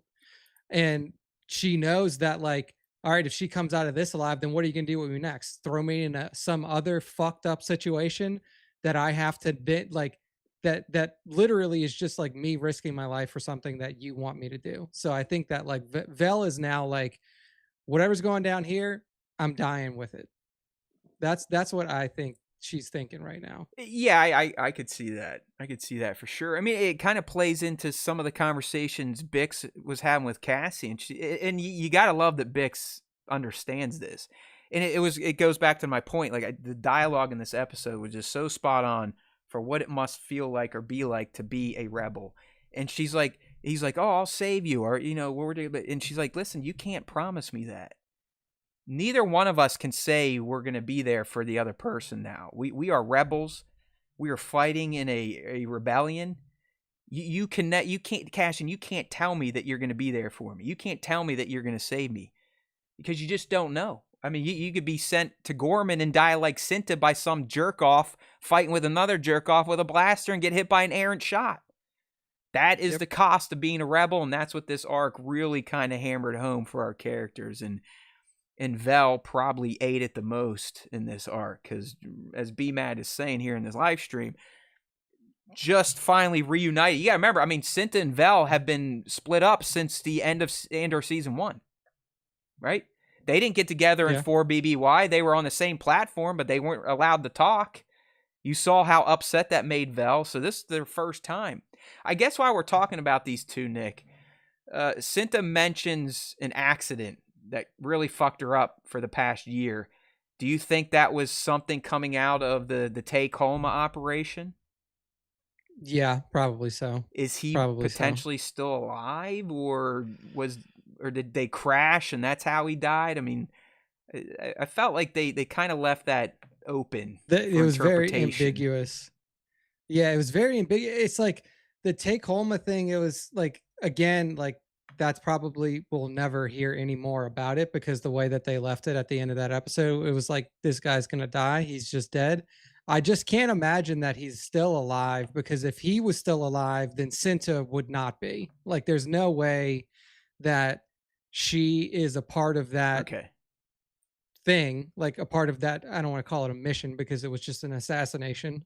like a part of that task, it failed, and then he's alive, has seen her, and they don't kill her because that she's a loose end, Yeah, right? B-Mad's right. I did Mothma does something. She does say something like, "Oh yeah, I haven't heard from my Yeah, friend in a motherfucker's dead. while." It's like, so yeah, Yeah, he's gonzo. All right. yeah. And BMAT said, were we surprised that Cassian didn't help on Gorman? No, no, I'm not surprised because now Cassian is too like he's going about like his rebellion and he's doing the best that he can, but like he can't like there's no way that he can escape the fact that Bix is back home. Like and like he wants to go back home to Bix. Like, yeah, like as a rebellion leader or as like somebody who's now a very like important rebel asset, it is his job to put his life on the line, but it's also his job to make calculated risks. And he calculated the risk at Gorman and he's like, this is fucked from Jump Street. And he told Luthen yeah. that, and he was like, I'm not interested. Yeah, he said, "I'm like, not taking this on." And Luthen, he's like, "Okay, well, I got other people." yeah. So he was like, I'm sure if he felt better about it, he would have involved himself, but he's like, I'm not just going to go here and get myself killed Yeah. for no reason. Yeah. Like, No, I agree. I don't think it was all because Bix was at home. I just think Cassian Yeah. knows what's up these days, and he knows this was a bad situation. Like this is Yeah, not definitely. what we want to throw the main tip of the rebel spear at quite yet. They're not ready. Yeah. All right. And my last top moment was the end there.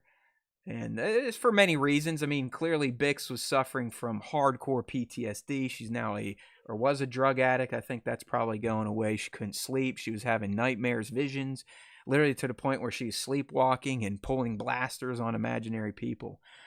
But the whole assassination of Gorst, I loved it from start to finish.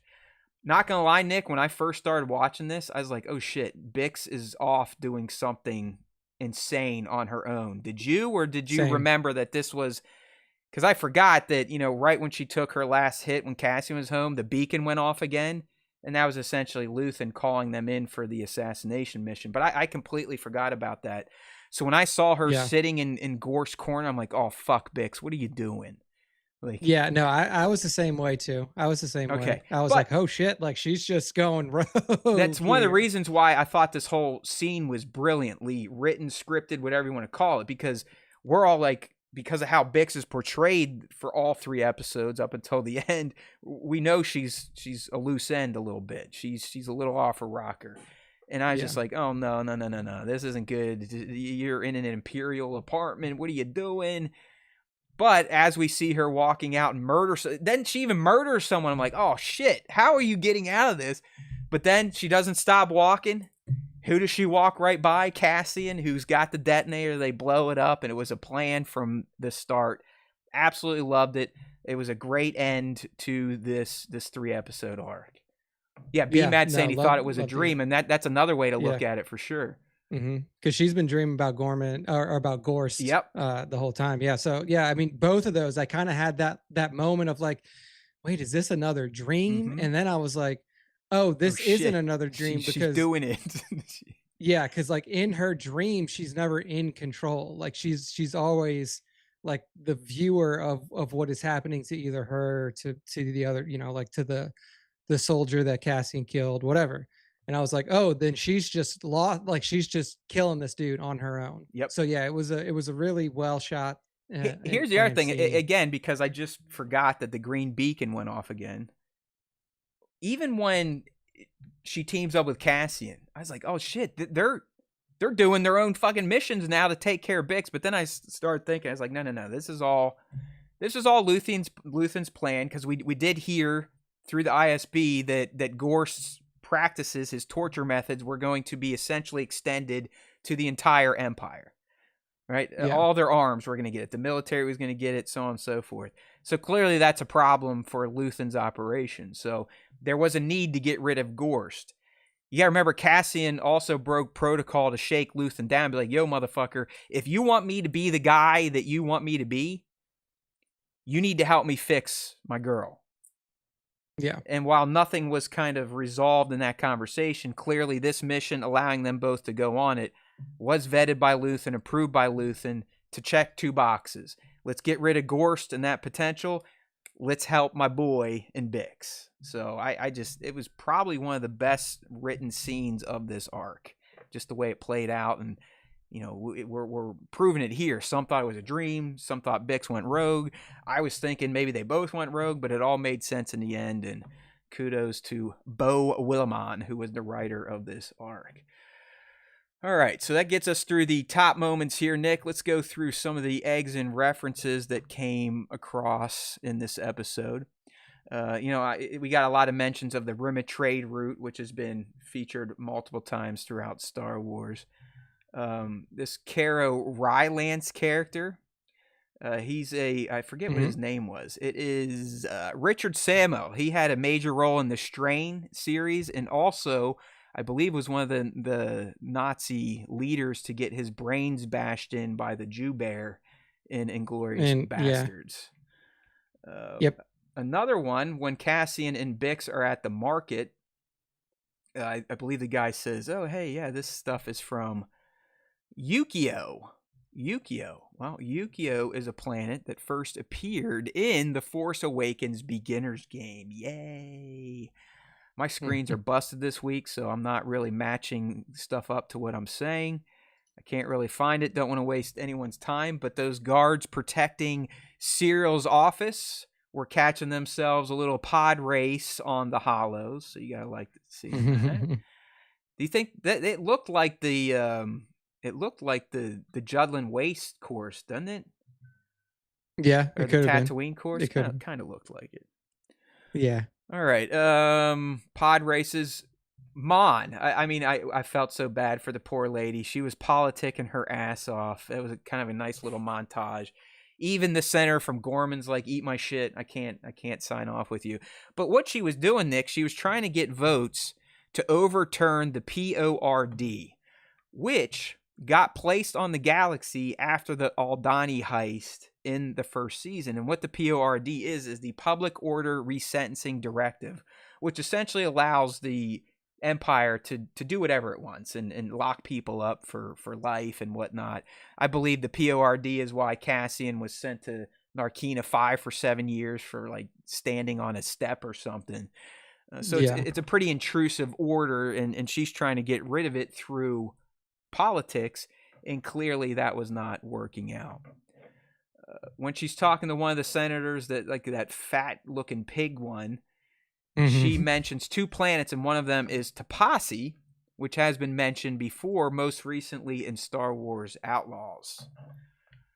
All right, probably my favorite, and something that I am surprised that Tony allowed this to happen. But I've got to give him credit, and we got to applaud him, and we have to maintain his Lord title for it.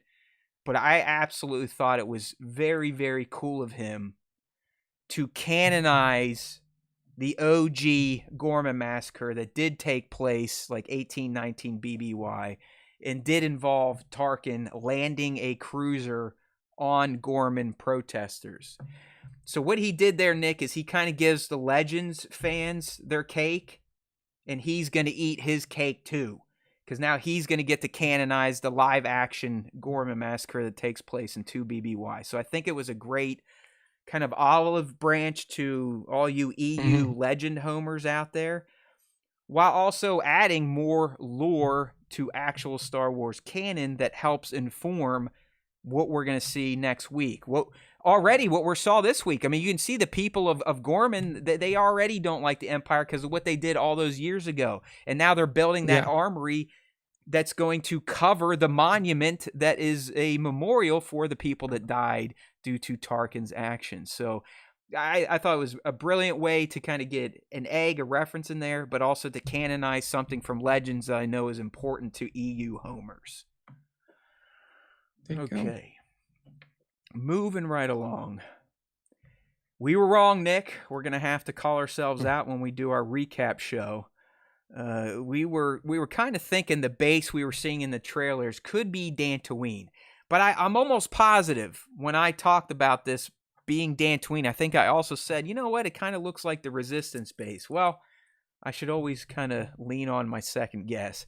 Because sure as shit, Saul and the Partisans were shacked up on Dakar at the exact same base that we see Princess Leia or General Leia and the Resistance hold up in TFA in the beginning of TLJ. The beginning of TLJ. Yeah, so Yep.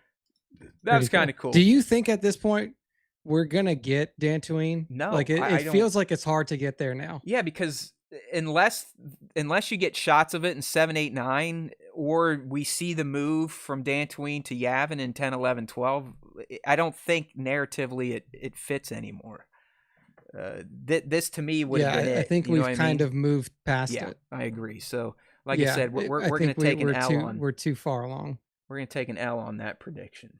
But Culcone, was that the first time we've seen Steerguard? Yeah, I think it is. The reason I didn't bring Steerguard up in my eggs and references because we dealt with it last week when it got another mention. But I do agree. I think that probably was the first time we saw it live action. Okay, eggs and references from Andor S2, E4 through 6. What else we got here? Oh, the Rhydonian we talked about. This first appeared in a Clone Wars arc in an episode titled Missing in Action. Okay, in episode 2, we got a shot of, Luthen's place, and he's got more of Padme's headdresses. This one being her queen gear that she, I will not let her discuss this in a committee. That version of Padme, Queen Amidala. All right, I'm trying to blow through some of these so we can catch up on time, and I've got some ha's for Nick. Saul talking about his home planet Onderon. We saw him there with his sister back in the Clone Wars before she is killed, and he really starts to go nuts.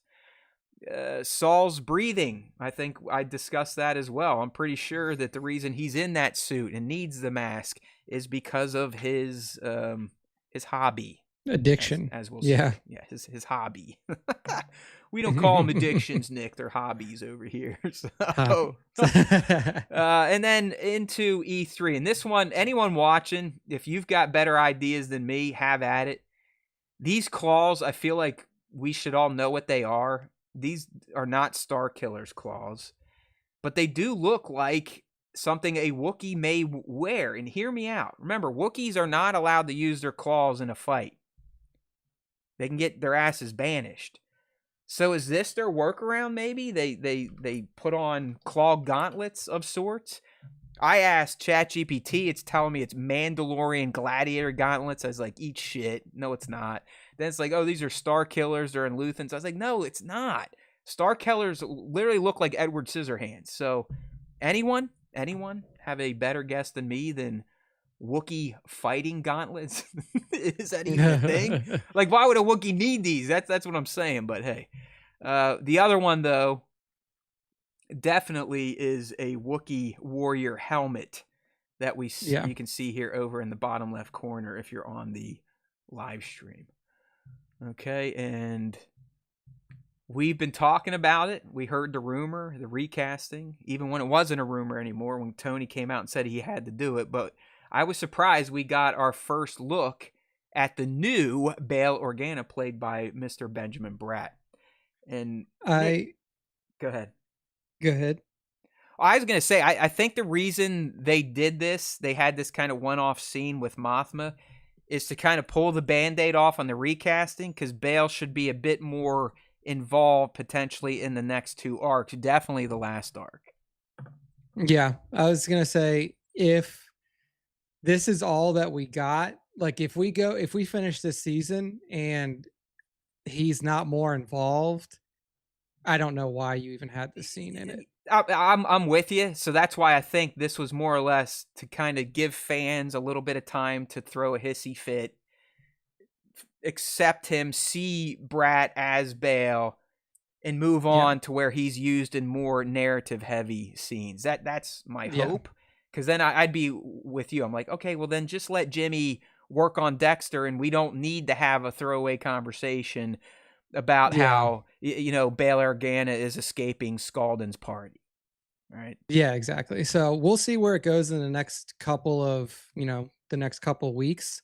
I assume, like you said, that we'll get more of Organa, especially in the last three after the massacre, once things in the rebellion really start to coalesce and like there is a more of a structure. There are more senators that are coming under this like hidden banner and everything.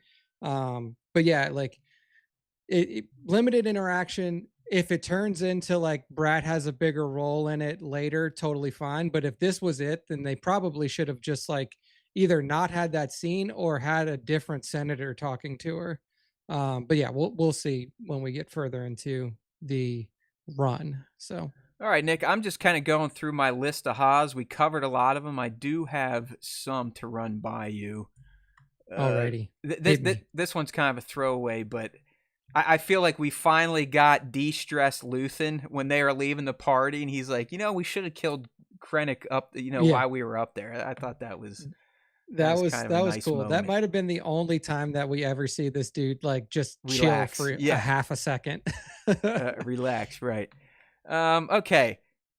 I think I mentioned how it's overly clear that Gorman is space France, right? I mean, they don't even try to not make that comparison. I mean, they're wearing fucking berets for Christ's sake.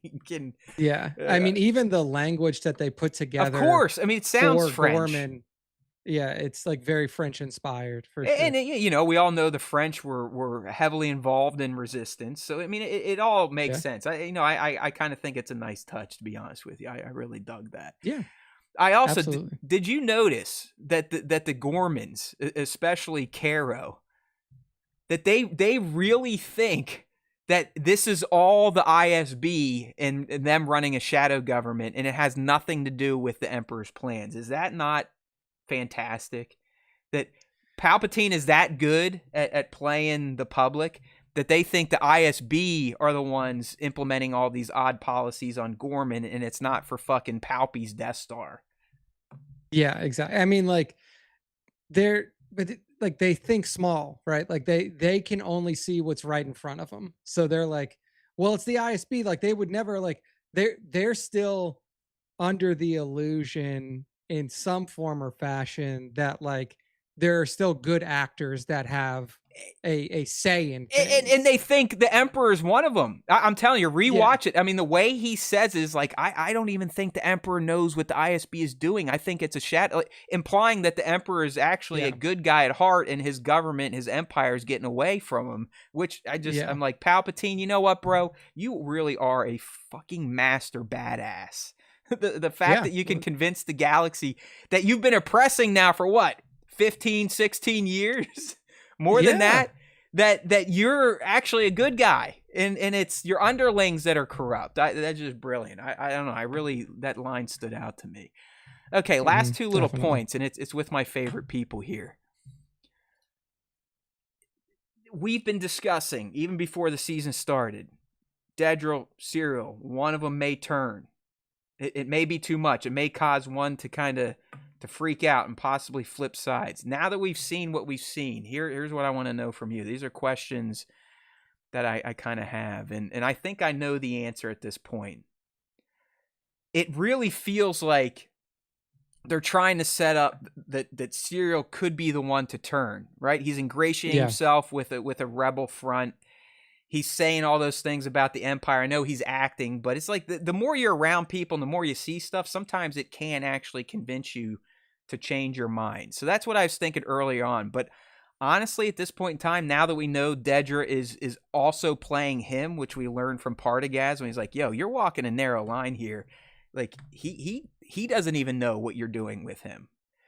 Yeah. So do you think, Nick, is Syril and his fate ultimately going to be what gets Dedra to break away from her Imperial Kool-Aid drinking?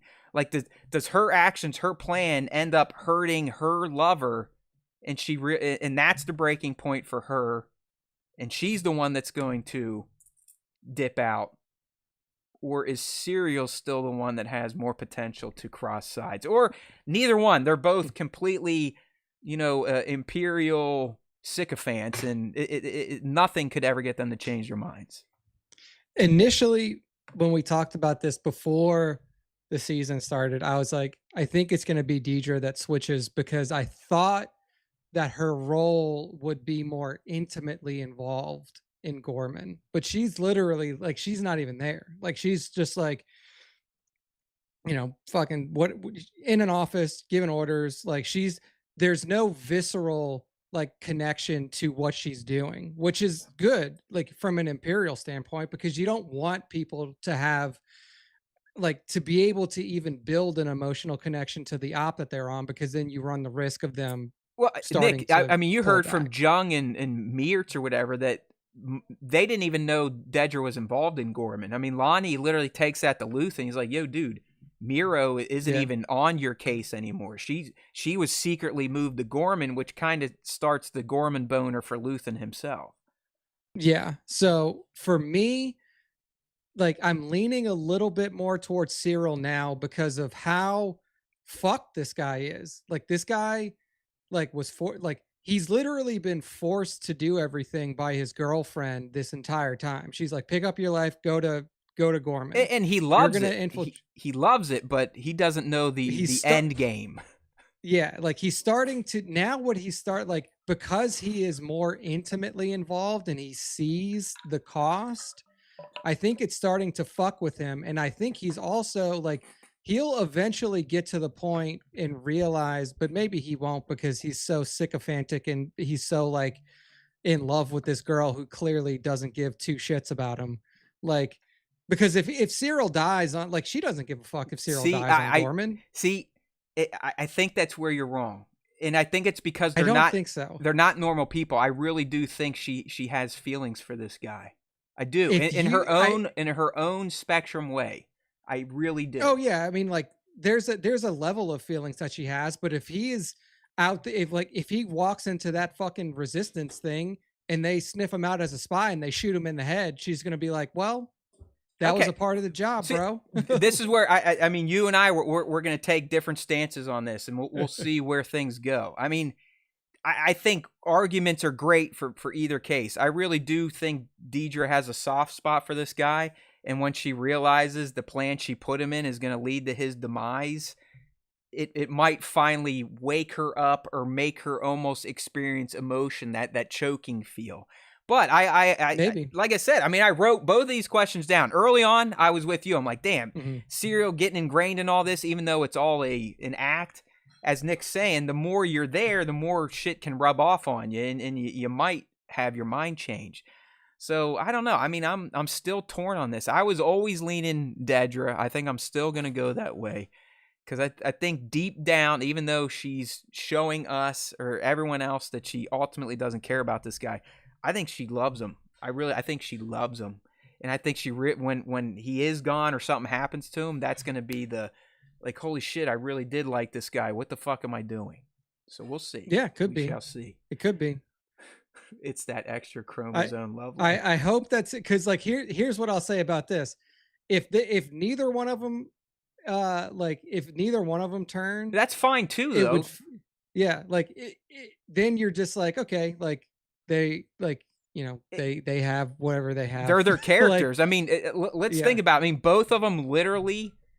If you could marry the Empire, they would marry the Empire. Like, that's how much they love 100%. The Empire, and they love Law and Order. So I don't know. 100%. We'll see. That's why these two to me are like some of the most interesting, because we don't know their fate. We pretty much know everyone else's fate. So it's we don't need to talk about Cassian this or that. These two, they're the juicy ones here.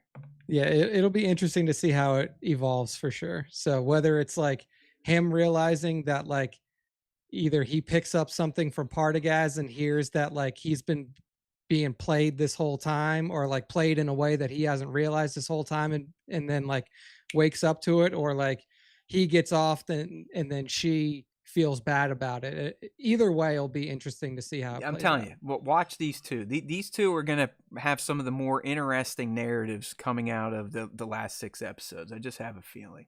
All right, there you go. I kind of got what I needed to out of young Nick. Appreciate you all.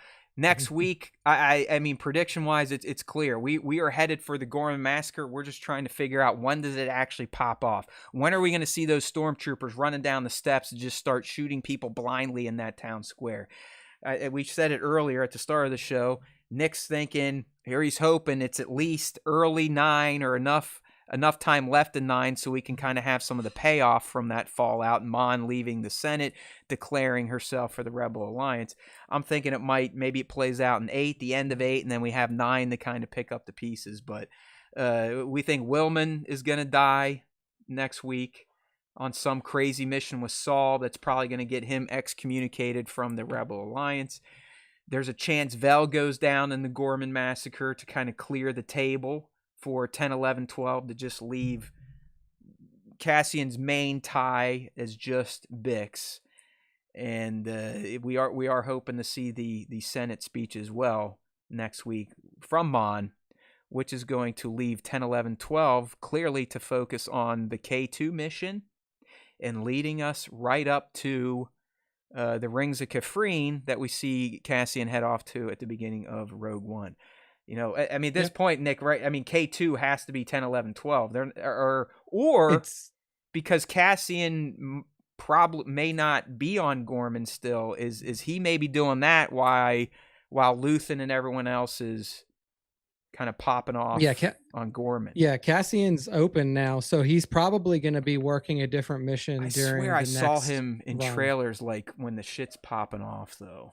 And he might go back, like maybe. Yeah, remember another year's coming through, so yeah. So we're waiting a year. So there's a whole year between what's happened now and when the Gorman Massacre is going to occur. Correct. So it could just be that, like, look, regardless of what your thoughts were, Cassian, about about like the start of this, like, it's real now and it's fucking happening and you got to be there. Okay. So. But that's the main deal next week is going to be the Gorman Massacre and dealing with the fallout, and I believe keeping Bix alive in league with Cassie and keep building that bond up, so when it inevitably goes to shit in 10, 11, 12, it's kind of the stake in Cassian's heart to where he's ready to just do whatever it takes to get the job done, including killing his own assets and considering killing someone's father that he just met. All right. Yeah. All right, Nick, it's time to move this show into its closing rounds here. We're going to end our fan segment. We do it every week at the end of the show. We have the question of the week where we read your responses. You just got to reply to it. This week we are asking the fans, hey, what did you think about Andor S2 E4 through 6? Definitely didn't get a lot of interaction on this one, so luckily for us, this is going to be a quick one. Young Nick, but when you're ready, go ahead and take it away. All right. First up, we got Michael Kramer, and Michael Kramer says, Bix getting her revenge. Good stuff there. Then we got Divided Skywalker. She says, I agree with Mac. Bix getting a revenge on Dr. Gorson, my favorite part.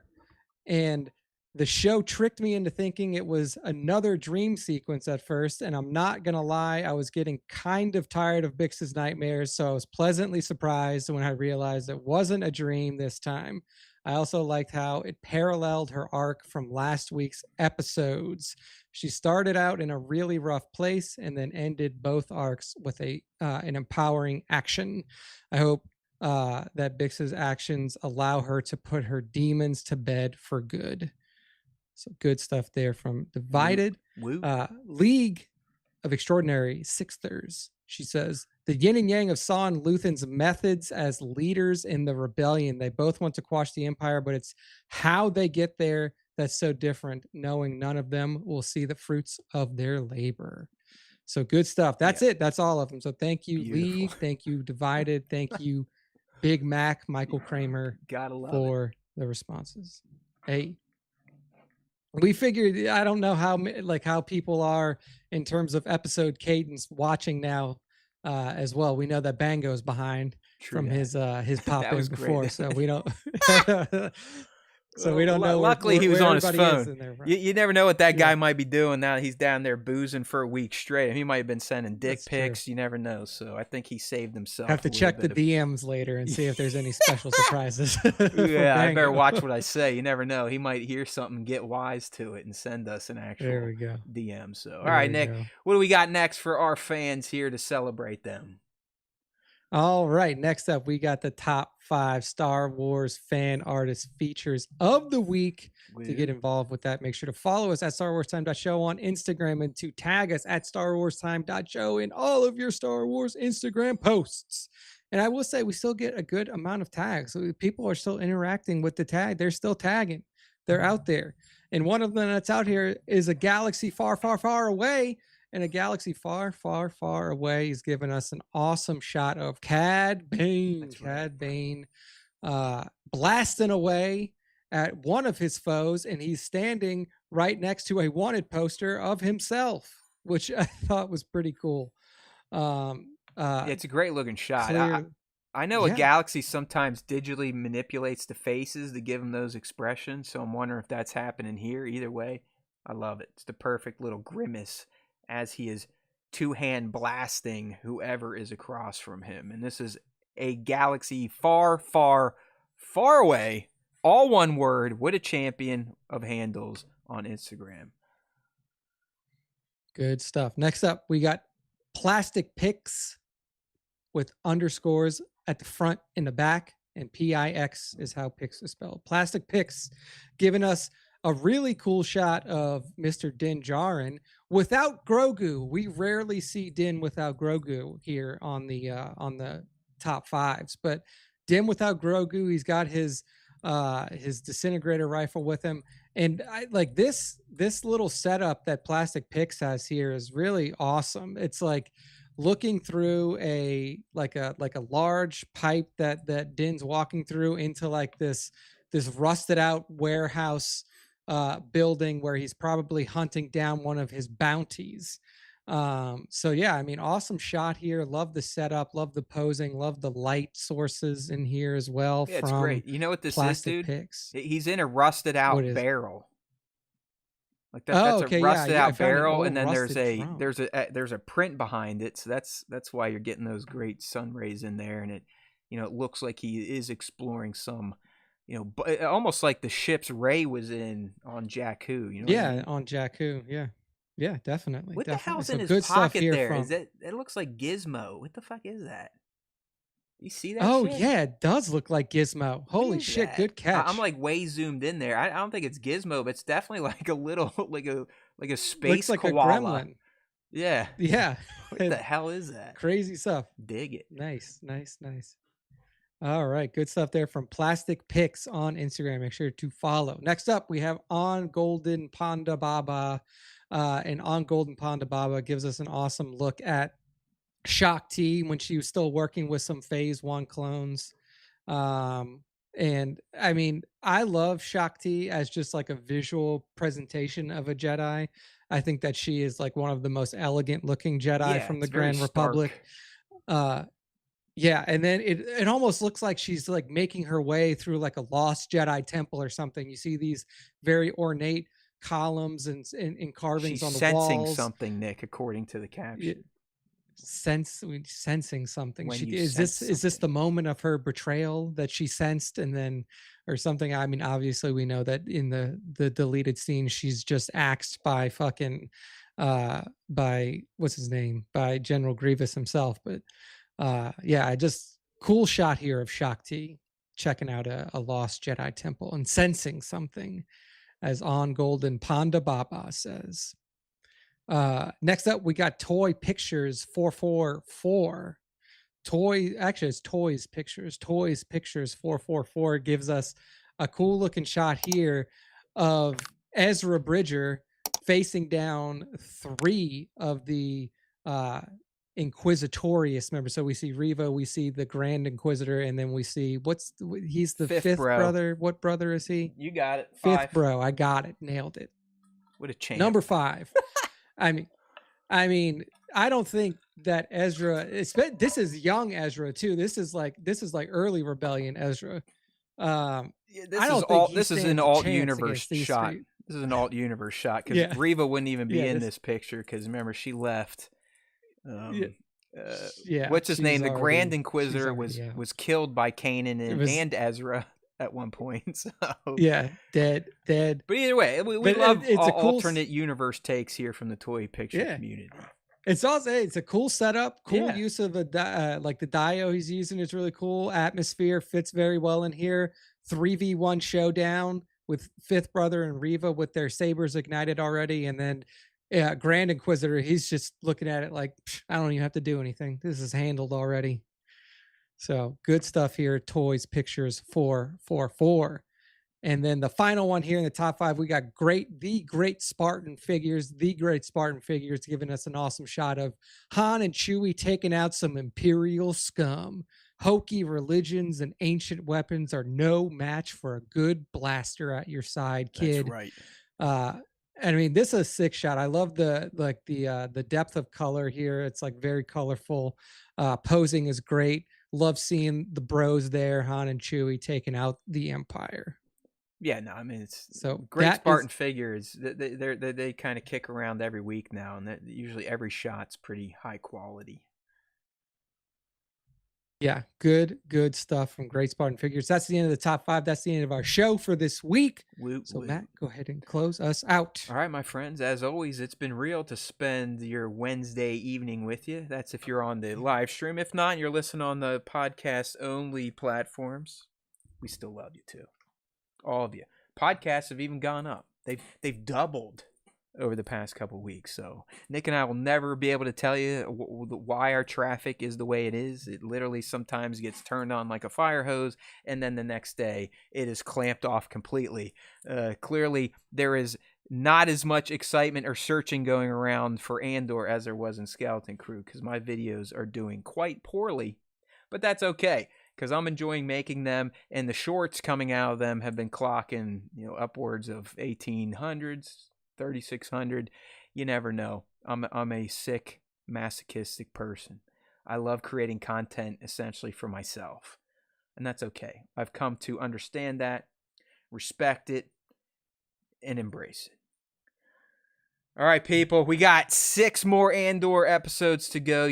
We'll be here same time, same place next week, breaking down 7, 8, 9, which should be massive. The Gorman Massacre should play out. Mon Mothma should move on from her position in the Senate to fully become the figurehead of the Rebel Alliance. And we should see the Alliance forming, hopefully. No more of these disparate little groups out there, Crazy Saw and the Partisans, with Maya Pai and the Ding Dongs. Everything should start coming together over these next 6 episodes. So if you like what we do, if you dig our content, you want to listen to our hot air, make sure that you always remember that there's always time for Star Wars time. And if you listen to our wise words or consume our content, the Force will be with you always.